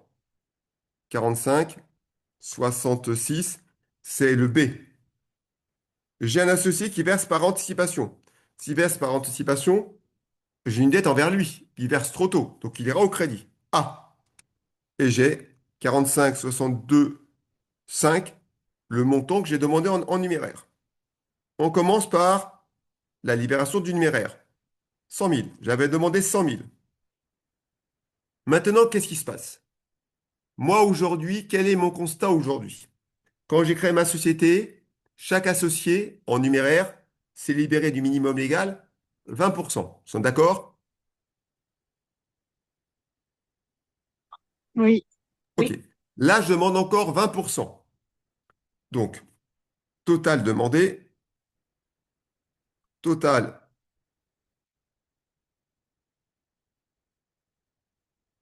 du numéraire en pourcentage appelé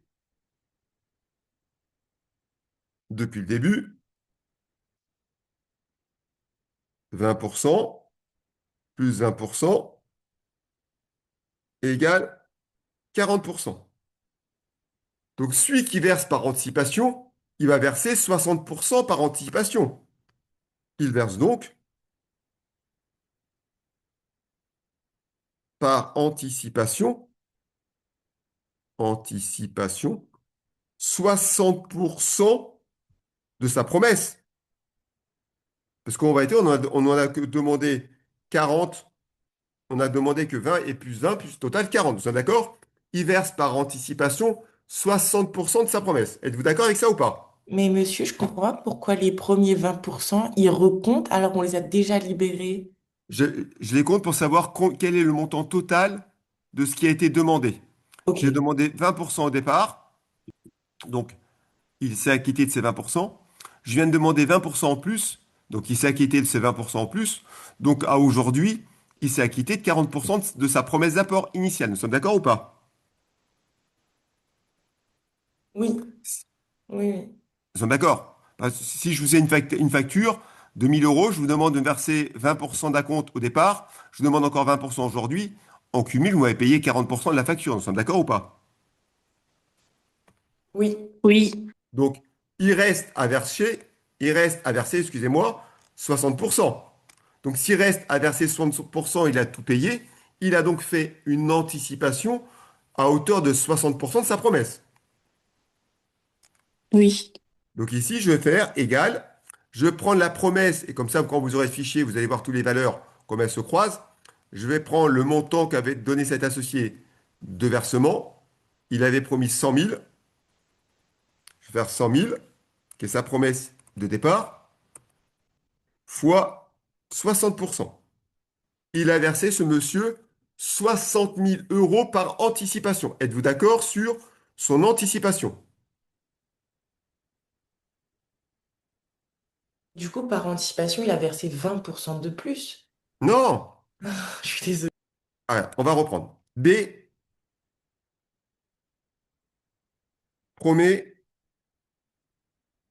vous n'êtes pas désolé, hein, 100 000. Vous êtes d'accord avec ça ou pas? Oui, oui. Oui, c'est qu'il a versé 2 fois 20% déjà. C'est ça. Création, libération, 20%.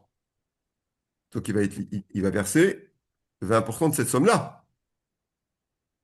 Il va verser 20 000. Mm. 31 octobre,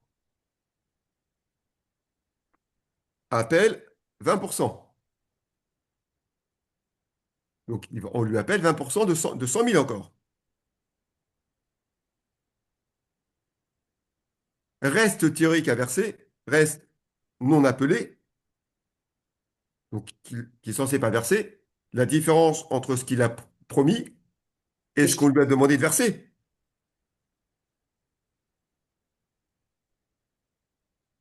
Il lui reste 60 000 à verser. Parce que je ne lui ai pas demandé de verser 60 000. À aujourd'hui, sur les 100 000 qu'il a promis d'appeler, je lui ai demandé 20 et 20, 40 000. Il me doit encore 60 000 euros théoriquement. Il s'est engagé à verser encore 60 000 euros. Il n'y a pas d'échéance. L'échéance au plus tard, c'est dans 5 ans. Je ne lui ai pas demandé de le verser. Il a fait par anticipation. Comme l'a dit votre camarade tout à l'heure, sûrement pour avoir plus de dividendes, sûrement pour gagner plus d'argent plus tard. C'est son choix. Êtes-vous d'accord avec les 60 000? oui. Ok. Un homme B, il est défaillant pourquoi? Il est défaillant à la hauteur de ce que je lui ai demandé. B a promis, B avait promis 200 000 ou 50 000, il faut qu'on va revoir ça. B avait 200. promis 200 000. Donc a promis 200 000. Donc lui, il est défaillant des 20% qu'on a appelés. Tout à fait, il est donc défaillant de 200 000 fois 20%. Il les a pas versés, donc il est défaillant à ce niveau. Qu'à ce niveau-là, Donc, il est défaillant de 200 000. Parce que lors du premier appel, il Il a... a payé ce qu'on lui a demandé. Ok. Il est défaillant de 40 000 euros. Eh bien, moi, je vais recevoir à la banque mes 100 000 théoriquement. Il manque un zéro à 100 ici. Il manque un zéro, c'est 100 000. Ah, il manque un zéro ici. C'est pour ça. Donc, moi, je vais recevoir théoriquement mes 100 000 euros plus le versement anticipé. Mais dans les 100 000, il y a un défaillant. Je vais recevoir que 40 000 en moins. Donc, je vais recevoir 120 000. Pourquoi 120 000? Parce que sur les 100 000 qui étaient prévus, un associé ne verse pas les 40 000. Donc, je reçois 100 000 moins 40 000, 60 000. Mais en même temps, un associé qui verse par anticipation 60 000, donc je reçois par anticipation 60 plus 60, 120 000. C'est bon pour vous? Oui, oui, merci. OK, on continue. Excusez-moi. On continue. Maintenant, je vais constater que le capital est libéré. Constatation, constatation de la libération du capital.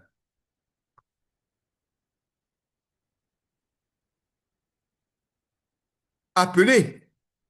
Combien de capital ici appelé est libéré? L'écriture, c'est 1012, 1013. Combien de capital ici appelé est libéré? Ben, est libéré sur ce qui a été appelé. Moi, j'ai appelé combien de capital? J'ai appelé 100 000. Il est marqué là, 100 000. J'ai demandé 100 000. Sur ces 100 000 qui sont là en rouge, il y a un défaillant de 40 000. On n'a que 60 000. Donc, théoriquement, j'ai reçu 60 000. Donc, le calcul, c'est mes 100 000 qui sont là, moins la partie défaillante de mon associé. Donc, j'ai reçu 60 000 euros. Voilà le capital aujourd'hui qui est appelé et libéré. L'associé qui est défaillant porte préjudice à la société. En tant qu'associé, je peux avoir des intérêts statutaires si je verse mon capital, parce que le capital permet à la société de se prospérer. A contrario, si j'ai des manquements, ici ça porte préjudice à la société peut me faire payer les intérêts. Pour cet associé défaillant, il y a deux cas de figure pour les défaillants. Il existe deux cas de figure pour le défaillant. Soit, et on va faire le premier cas, soit on va faire le premier cas maintenant, je ferai le deuxième cas après. Il régularise, le défaillant, sa situation. Il devra payer, rembourser tous les frais de la société et réparer le préjudice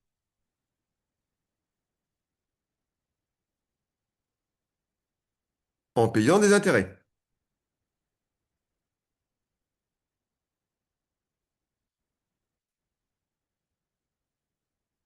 Donc, ça va faire l'écriture suivante. Il va nous verser 512 banques. Il va solder sa situation. 45, 64, il est 66, pardon. 45, 66, il est plus défaillant. Et ça, c'est pour la dette du capital non versé.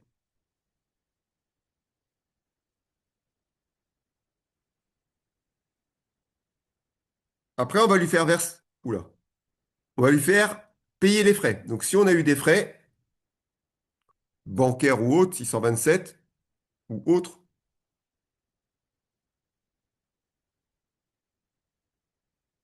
il va rembourser les frais. Alors, anciennement, c'était le compte plutôt qu'on utilisait, qui était le compte 791, transfert de charges. On lui faisait supporter tous les frais. Le PSCG 2025 a supprimé les transferts de charges. Faites attention si vous faites des anciens sujets. Le compte 791 existe. Sur Fishben, on va dans les dans les prochains temps, dans les prochains mois, je pense. Laissez-nous un peu le temps. On va revoir tous les sujets des annales. On va les mettre à jour avec le nouveau plan comptable général. Il y avait avec les nouveaux règlements de l'ANC, qu'on puisse chacun utiliser ces sujets et ces corrections pour réussir l'examen. Ceci va supporter de la TVA, 44 566 pour le montant de la TVA, et on va lui faire supporter les intérêts, 763 6 intérêts. Et ces intérêts seront calculés au prorata temporis, évidemment. Donc, écriture, débit, crédit, crédit, crédit, crédit. Je reprends mon exemple. Après, on constate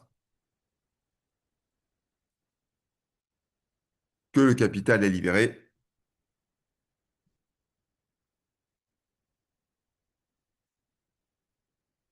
1012, 1013. Alors, l'associé défaillant.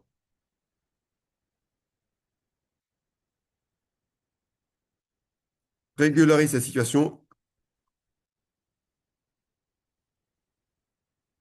le 31 décembre. Donc, il a un mois de retard. Il supporte des frais bancaires de 750 euros hors taxe et des intérêts de retard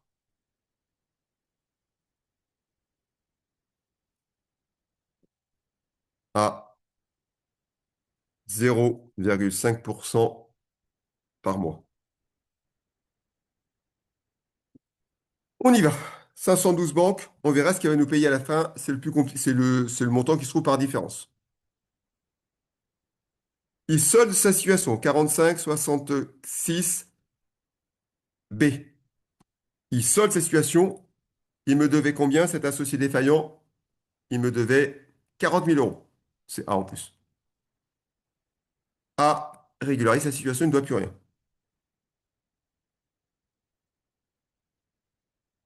Il va payer les frais bancaires, 627. Alors, certains mettent un 627,9 pour dire que j'annule les frais supportés. Ça, c'est il y a quelques méthodes utilisées par des cabinets comptables pour regarder le parallélisme et voir comment évoluent les comptes d'une année sur l'autre par rapport à leurs clients. Nous, en DCG, on ne demande pas d'aller aussi loin dans le découpage des sous-comptes lorsqu'on annule une charge qui a été supportée, lorsqu'elle a été anciennement transférée à un tiers associé ou une tierce personne. Donc ici, pour 750 euros.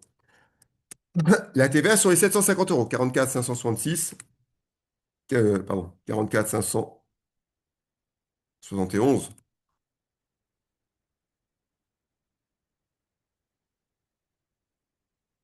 pour un montant de 20% de 750, c'est 150 euros. Je vous laisse le détail, mais ça fait 150 euros. Ah, parce que ça vient d'un produit pour la société. Ah oui, j'encaisse quelque chose. En réalité, avant, c'était le transfert de charge, qui était le compte 791. C'est pour ça. Et dans la logique d'avant, on doit mettre un compte de TVA collecté. Je collecte une TVA, j'encaisse une TVA. Est-ce qu'on pourrait mettre un compte, est-ce qu'un compte 757 ça passerait à l'examen ou pas? 757? Hmm, Non, vous pouvez pas ok. mettre un produit ici. Parce que vous pouvez mettre un produit ici à la place du 627. Si vous refacturez, ça veut dire que vous facturez quelque chose en plus. Là, on lui refacture mes frais. Je ne Euh, gagne pas d'argent sur mon associé. Je refacture tous les frais que j'ai supportés. Donc, j'annule la charge que j'ai supportée. J'annule la charge que j'ai supportée comme si je ne devais pas la supporter. mais on met quand même de la TVA collectée. Oui. Ok. Alors, 708, c'est si vous mettez des frais en plus, Adem. Si vous faites supporter des frais en plus, vous pouvez mettre un compte 708. Et ici, le compte 763 pour les intérêts. Les intérêts ne supportent pas la TVA. Pour quel montant? 40 000 euros au taux de 0,5%. Il a payé, il devait payer en novembre, il paye en décembre. Il a un mois de retard. Donc j'ai multiplié par un. Il va me payer 200 euros d'intérêt de retard. Moi, je vais encaisser les 40 000, les 750 les 150 et les 200. Il va me faire un virement de 41 100 euros. Une fois qu'il a fait ce virement de 41 100 euros, il ne me doit plus rien. Une fois qu'il a fait ça, sur le capital appelé, une fois qu'il a fait ça, il est complètement à jour de sa situation. C'est-à-dire que maintenant, le capital, rappelez, j'avais mis que 60 000 ici. Maintenant, il y a 40 000 euros de capital en plus appelés et versés. Je constate que les 40 000 euros manquants tout à l'heure sont maintenant appelés et versés. Donc, je dois faire l'écriture 1012 à 1013 pour constater que le capital est maintenant appelé et maintenant versé pour 40 000 euros. Cette écriture, quand les étudiants commencent par un autre dossier que les écritures liées au capital, quand on a une régularisation par la suite, ils savent la plupart du temps, certains, tout faire correctement. Par contre, cette écriture de constater que le capital est enfin maintenant libéré, ils l'oublient. Alors qu'ils ont fait le plus compliqué au-dessus. Donc là, on vient de voir le cas d'un versement anticipé. On vient de voir le cas d'un versement d'un associé défaillant qui régularise sa situation. Il nous reste un seul cas à voir lors d'un associé défaillant qui ne régularise pas sa situation. Donc, je vais faire encore un appel supplémentaire et on aura terminé. Oui, Excusez-moi, excusez-moi. je voulais savoir quel est l'intérêt de faire un versement anticipé. Je reprends j'ai- la- je reprends c'est l'intérêt de juste faire l'intérêt. un versement anticipé. Si dans les statuts, il est mentionné qu'il y a des intérêts statutaires, ça veut dire que on verse des intérêts, la société verse des intérêts, donc des revenus, aux associés eu égard au capital qu'ils ont versé. Moi, si je verse plutôt du capital, comme j'ai plus de sommes versées, j'ai plus d'intérêts. D'accord? Plus je libère tôt, plus j'ai des intérêts. Moi, par exemple, si on me demande de verser 20 000 euros le 1er juillet, et je verse, au lieu de verser 20 000, je verse tout ce que je dois, 100 000 euros. Et même avec avant, je vais faire le 1er juillet, je verse le 1er juin. Je verse encore un mois plus tôt. J'ai la base, j'ai plus de capital versé, j'ai plus de mois de versement, donc pour un date temporis plus élevé, je gagne plus. Ce, alors, pour cela, il faut que ce soit marqué dans les statuts. Tous les statuts ne prévoient pas des intérêts statutaires. Si les statuts le prévoient, et si j'ai des fonds, d'accord, j'ai tout intérêt à le faire. La société, quel est l'intérêt de la société d'avoir des versements anticipés? Si la société n'a pas besoin de cet argent, aucun. Elle est même pénalisée parce qu'elle va verser plus d'intérêts statutaires, donc elle aura moins de trésorerie par la suite. Si elle a besoin de fonds, c'est tant mieux. Mais personne ne peut prévaloir de savoir si on n'aura jamais besoin de trésorerie. Donc, dans le principe, on part du principe que s'il y a un versement anticipé, c'est un ticket gagnant pour les deux. La société qui dispose de plus de fonds et la société qui aura plus d'intérêts statutaires par la suite. OK pour vous? J'ai répondu à votre question correctement? Ah oui, c'est parfait. OK. Merci. On reprend ça.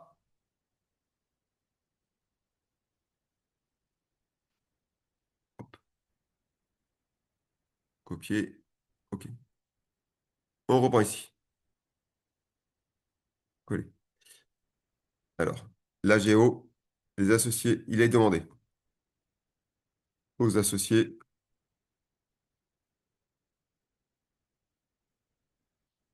de verser, on va changer un peu, 35% du capital. Pour l'instant, ils ont versé 40%, donc je peux faire ce que je veux du capital en numéraire. Le 1er janvier 2025,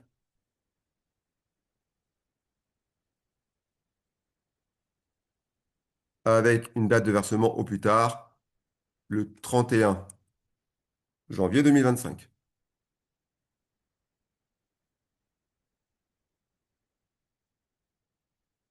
D est défaillant. OK. Et après, on verra la suite de D. Ici, il n'y a aucun problème sur les écritures comptables. Elles se répètent. 1011, 1012. 45,62,5 à 109. Ça, c'est au moment où je demande le capital, c'est-à-dire le 1er janvier 2025. 1er janvier 2025. Pour combien? 35% de la promesse d'apport en numéraire. On avait une promesse d'apport en numéraire qui était de 500 000 de mémoire. 500 000 fois 35%.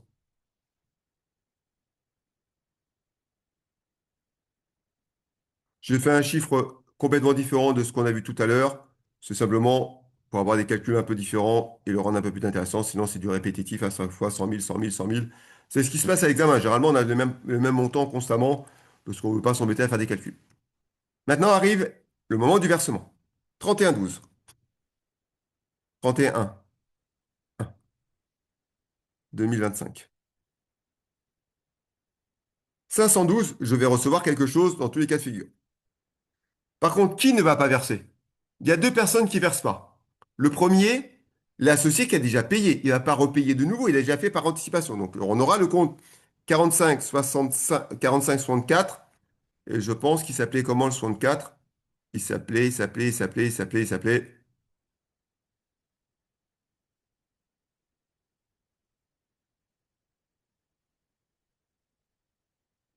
Ah non, 45 64 A. J'avais mis A. Oui. Vous avez raison, A. 45, 64, A. J'ai un défaillant. 45, 66, et cette fois-ci, c'est D. Et j'aurai le compte 45, 62, 5. Le plus simple, c'est le dernier. Pour combien? 175 000. A ne va pas verser. A ne va pas verser ce que je lui demande. C'est-à-dire que A avait promis à né 100 000 euros. D'accord? Je remonte le début du sujet. A promis 100 000. Il a déjà tout versé. Donc, il ne versera pas ces 100 000 fois 35%. Il a déjà versé, il ne va pas reverser. Donc en banque, cette somme ne rentrera pas. Ils sont d'accord ou pas? Oui. Et il y a un défaillant D. D avait promis d'amener 50 000, je crois, mais je peux me tromper. 200 000. D avait promis d'amener 200 000. Donc D ne versera pas 200 000 fois 35%.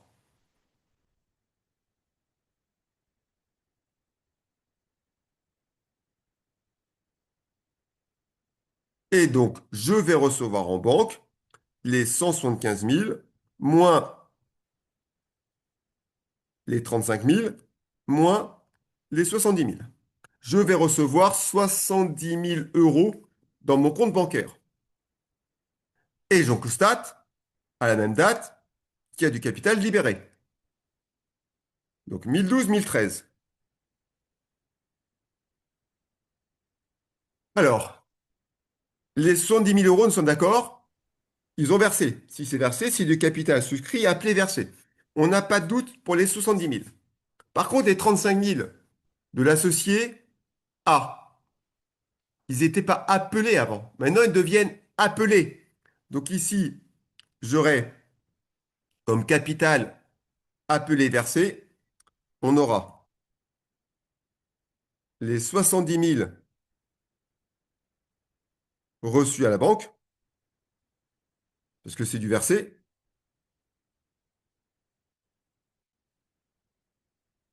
et les 35 000 du versement anticipé, qui maintenant sont appelés. Je vous rappelle que avant on avait simplement capital souscrit versé. Il nous manquait le mot appelé. Maintenant, il est appelé et versé. Donc, il répond aux trois critères qui sont maintenant, qui sont, qui sont, qui sont maintenant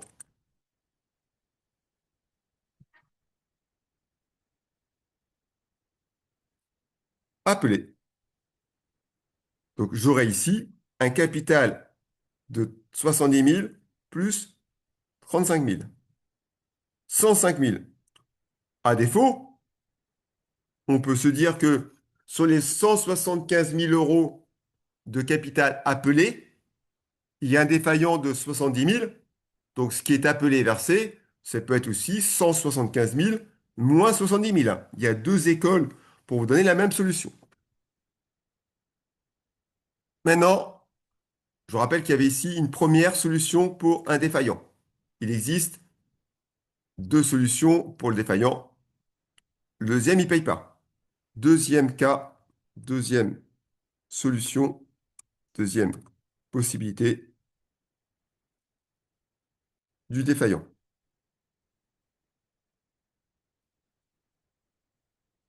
Il ne paye pas. Alors, on vend ces titres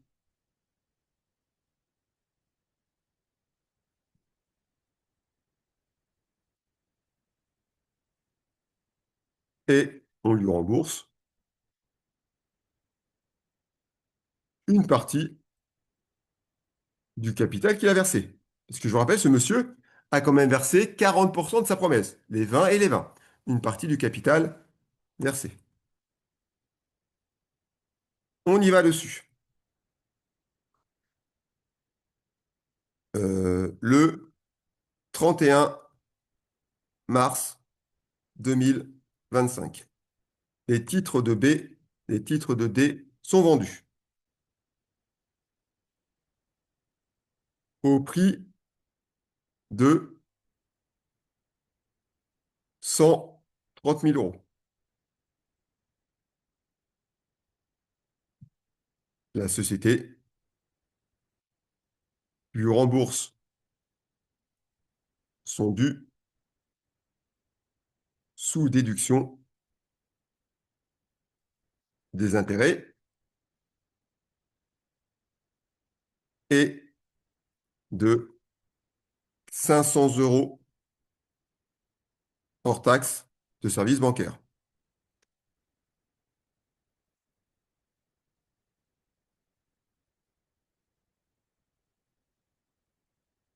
Le 3 avril.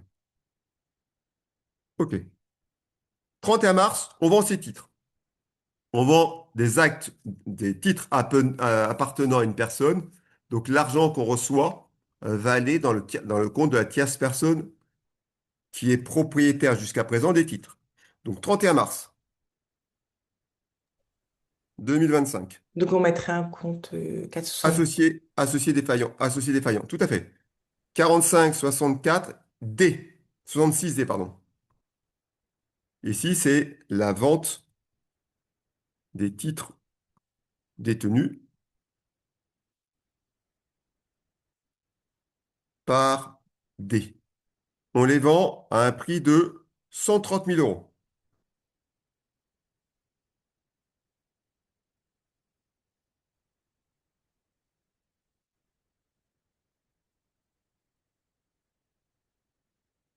Maintenant, le 3 avril, regardez, il me devait 70 000.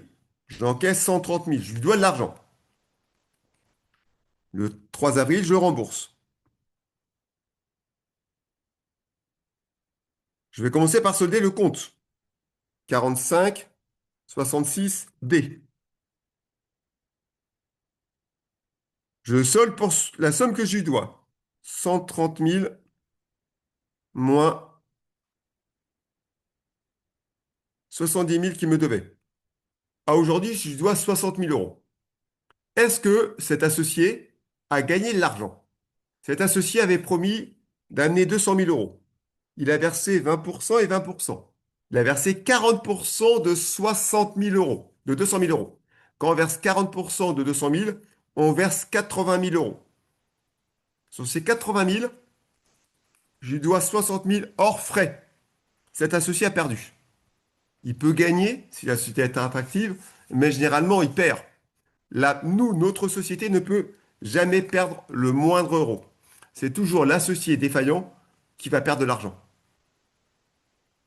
Si perd de l'argent, c'est le défaillant. Il doit supporter tous les frais. Et si ces titres sont vendus moins cher que la valeur de souscription, les pertes ne sont que pour lui. Là, je vous ai fait un petit calcul vite fait sur les pertes. Vous devez mémoriser que la société, sur la vente de titres d'un défaillant, ne peut jamais perdre d'argent. Le seul qui perd de l'argent sur la vente de titres, c'est le défaillant lui-même. Maintenant, il va supporter tous les frais. On reprend. Un compte 627 pour les frais bancaires. J'avais dit à hauteur de 500 euros. 500 euros. Il va supporter la TVA, 44 571. 500 à 20%, ça fait 100 euros. Il va payer les intérêts, 763. Je vais mettre le calcul à côté. Il me devait, cet associé devait 70 000 euros. Ils sont d'accord? Il était défaillant de 70 000 euros. On avait vu un taux de 0,5% par mois de retard. Il devait payer fin janvier. J'ai vendu ces titres fin mars. Il y a donc 2 mois de retard. Tout le mois de janvier, pardon, excusez-moi, tout le mois de février et tout le mois de mars. Donc il va payer 2 mois de retard d'intérêt. Êtes-vous d'accord sur ce principe? Oui, oui, oui. Et donc je vais faire le calcul suivant. 70 000 fois 0,5% fois 2. Ça fait 700 euros d'intérêt.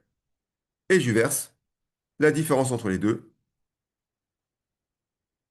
60 000 que je lui dois, moins tous les frais qu'il doit supporter, les 500, les 100 et les 700. Je lui reverse 58 700. Simplement, pour faire un mini résumé, il a versé au départ 20% de 200 000, 40 000. À la libération qu'on a demandé l'an dernier, 20% de plus, il a versé encore 40 000. Il a versé au total 80 000. Sur les 80 000 au total qu'il a versé, par rapport à la vente des titres, par rapport aux frais que j'ai supportés, par rapport au préjudice qu'a subi la société de paiement tardif, il va se retrouver avec 58 700. Donc, il a versé 80 000, il se retrouve avec 58 700. Il va donc perdre 21 300 euros sur cette opération. Ce n'est pas le problème de la société, c'est son problème à lui, perso.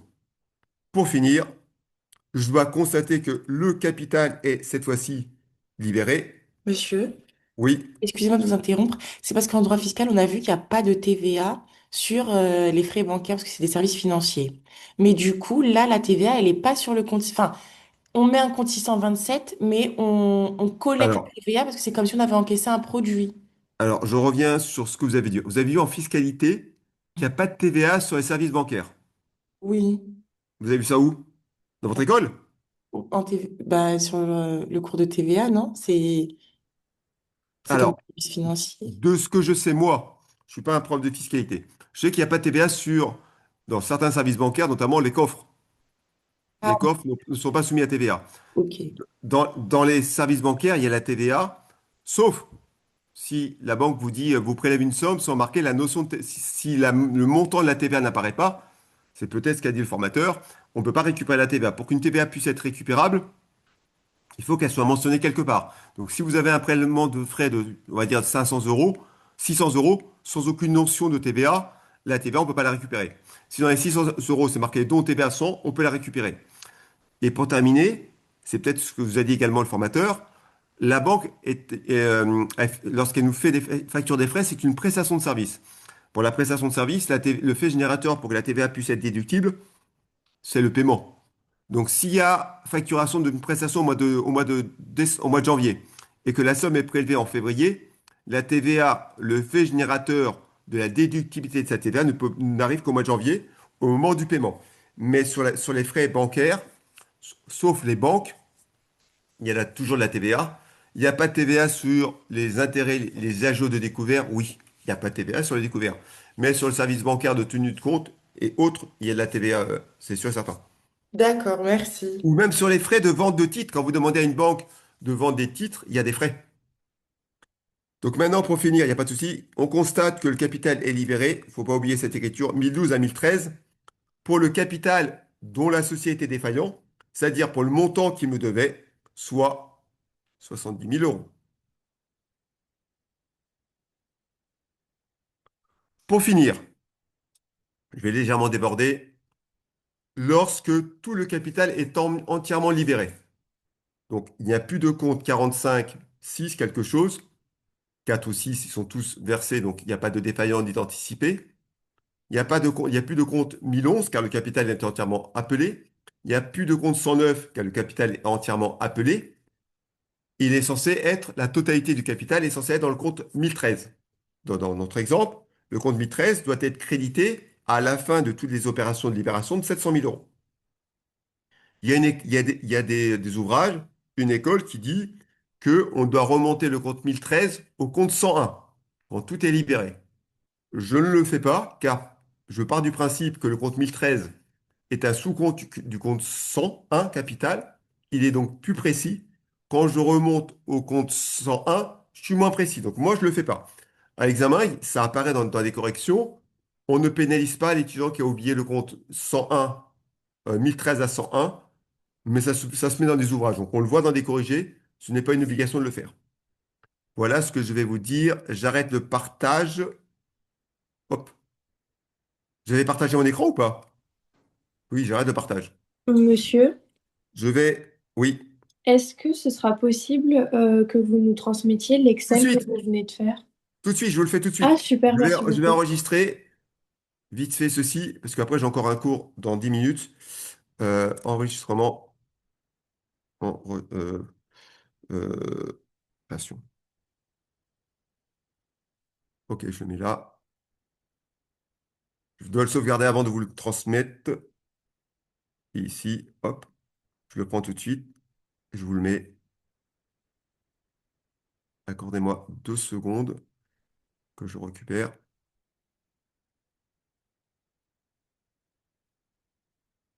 Et vous l'avez là.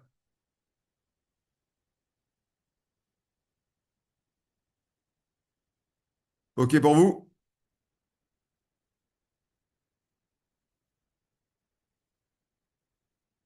Eh bien, je vous souhaite une bonne journée. Je verrai ce que vous avez mis.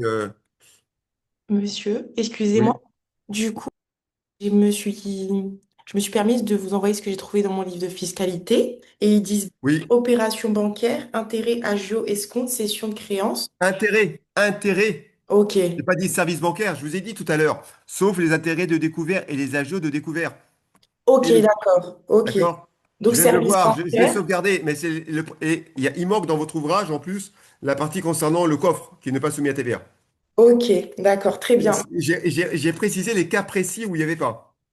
Ok, merci. Voyez-vous, c'est marqué les cas précis où il n'y en a pas. C'est-à-dire que l'ensemble des autres opérations sont soumis à TVA. Et avec la particularité, c'est un service et donc la TVA sur les encaissements. Excusez-moi. Ok, Grâce? Oui, merci beaucoup, monsieur. Désolé. Il n'y a pas de souci, il n'y a aucun problème. Allez, je vous souhaite un bon dimanche. On se revoit dimanche prochain. J'espère que ce cours vous a servi. Oui, merci beaucoup. Au Merci À revoir. bientôt, beaucoup. j'espère. Et passez un bon dimanche à vous. Bon Bonne suivre dimanche. aussi. Merci beaucoup. Allez, bon Merci courage. à vous. De rien, au revoir. Merci. Merci bien à vous. Au revoir.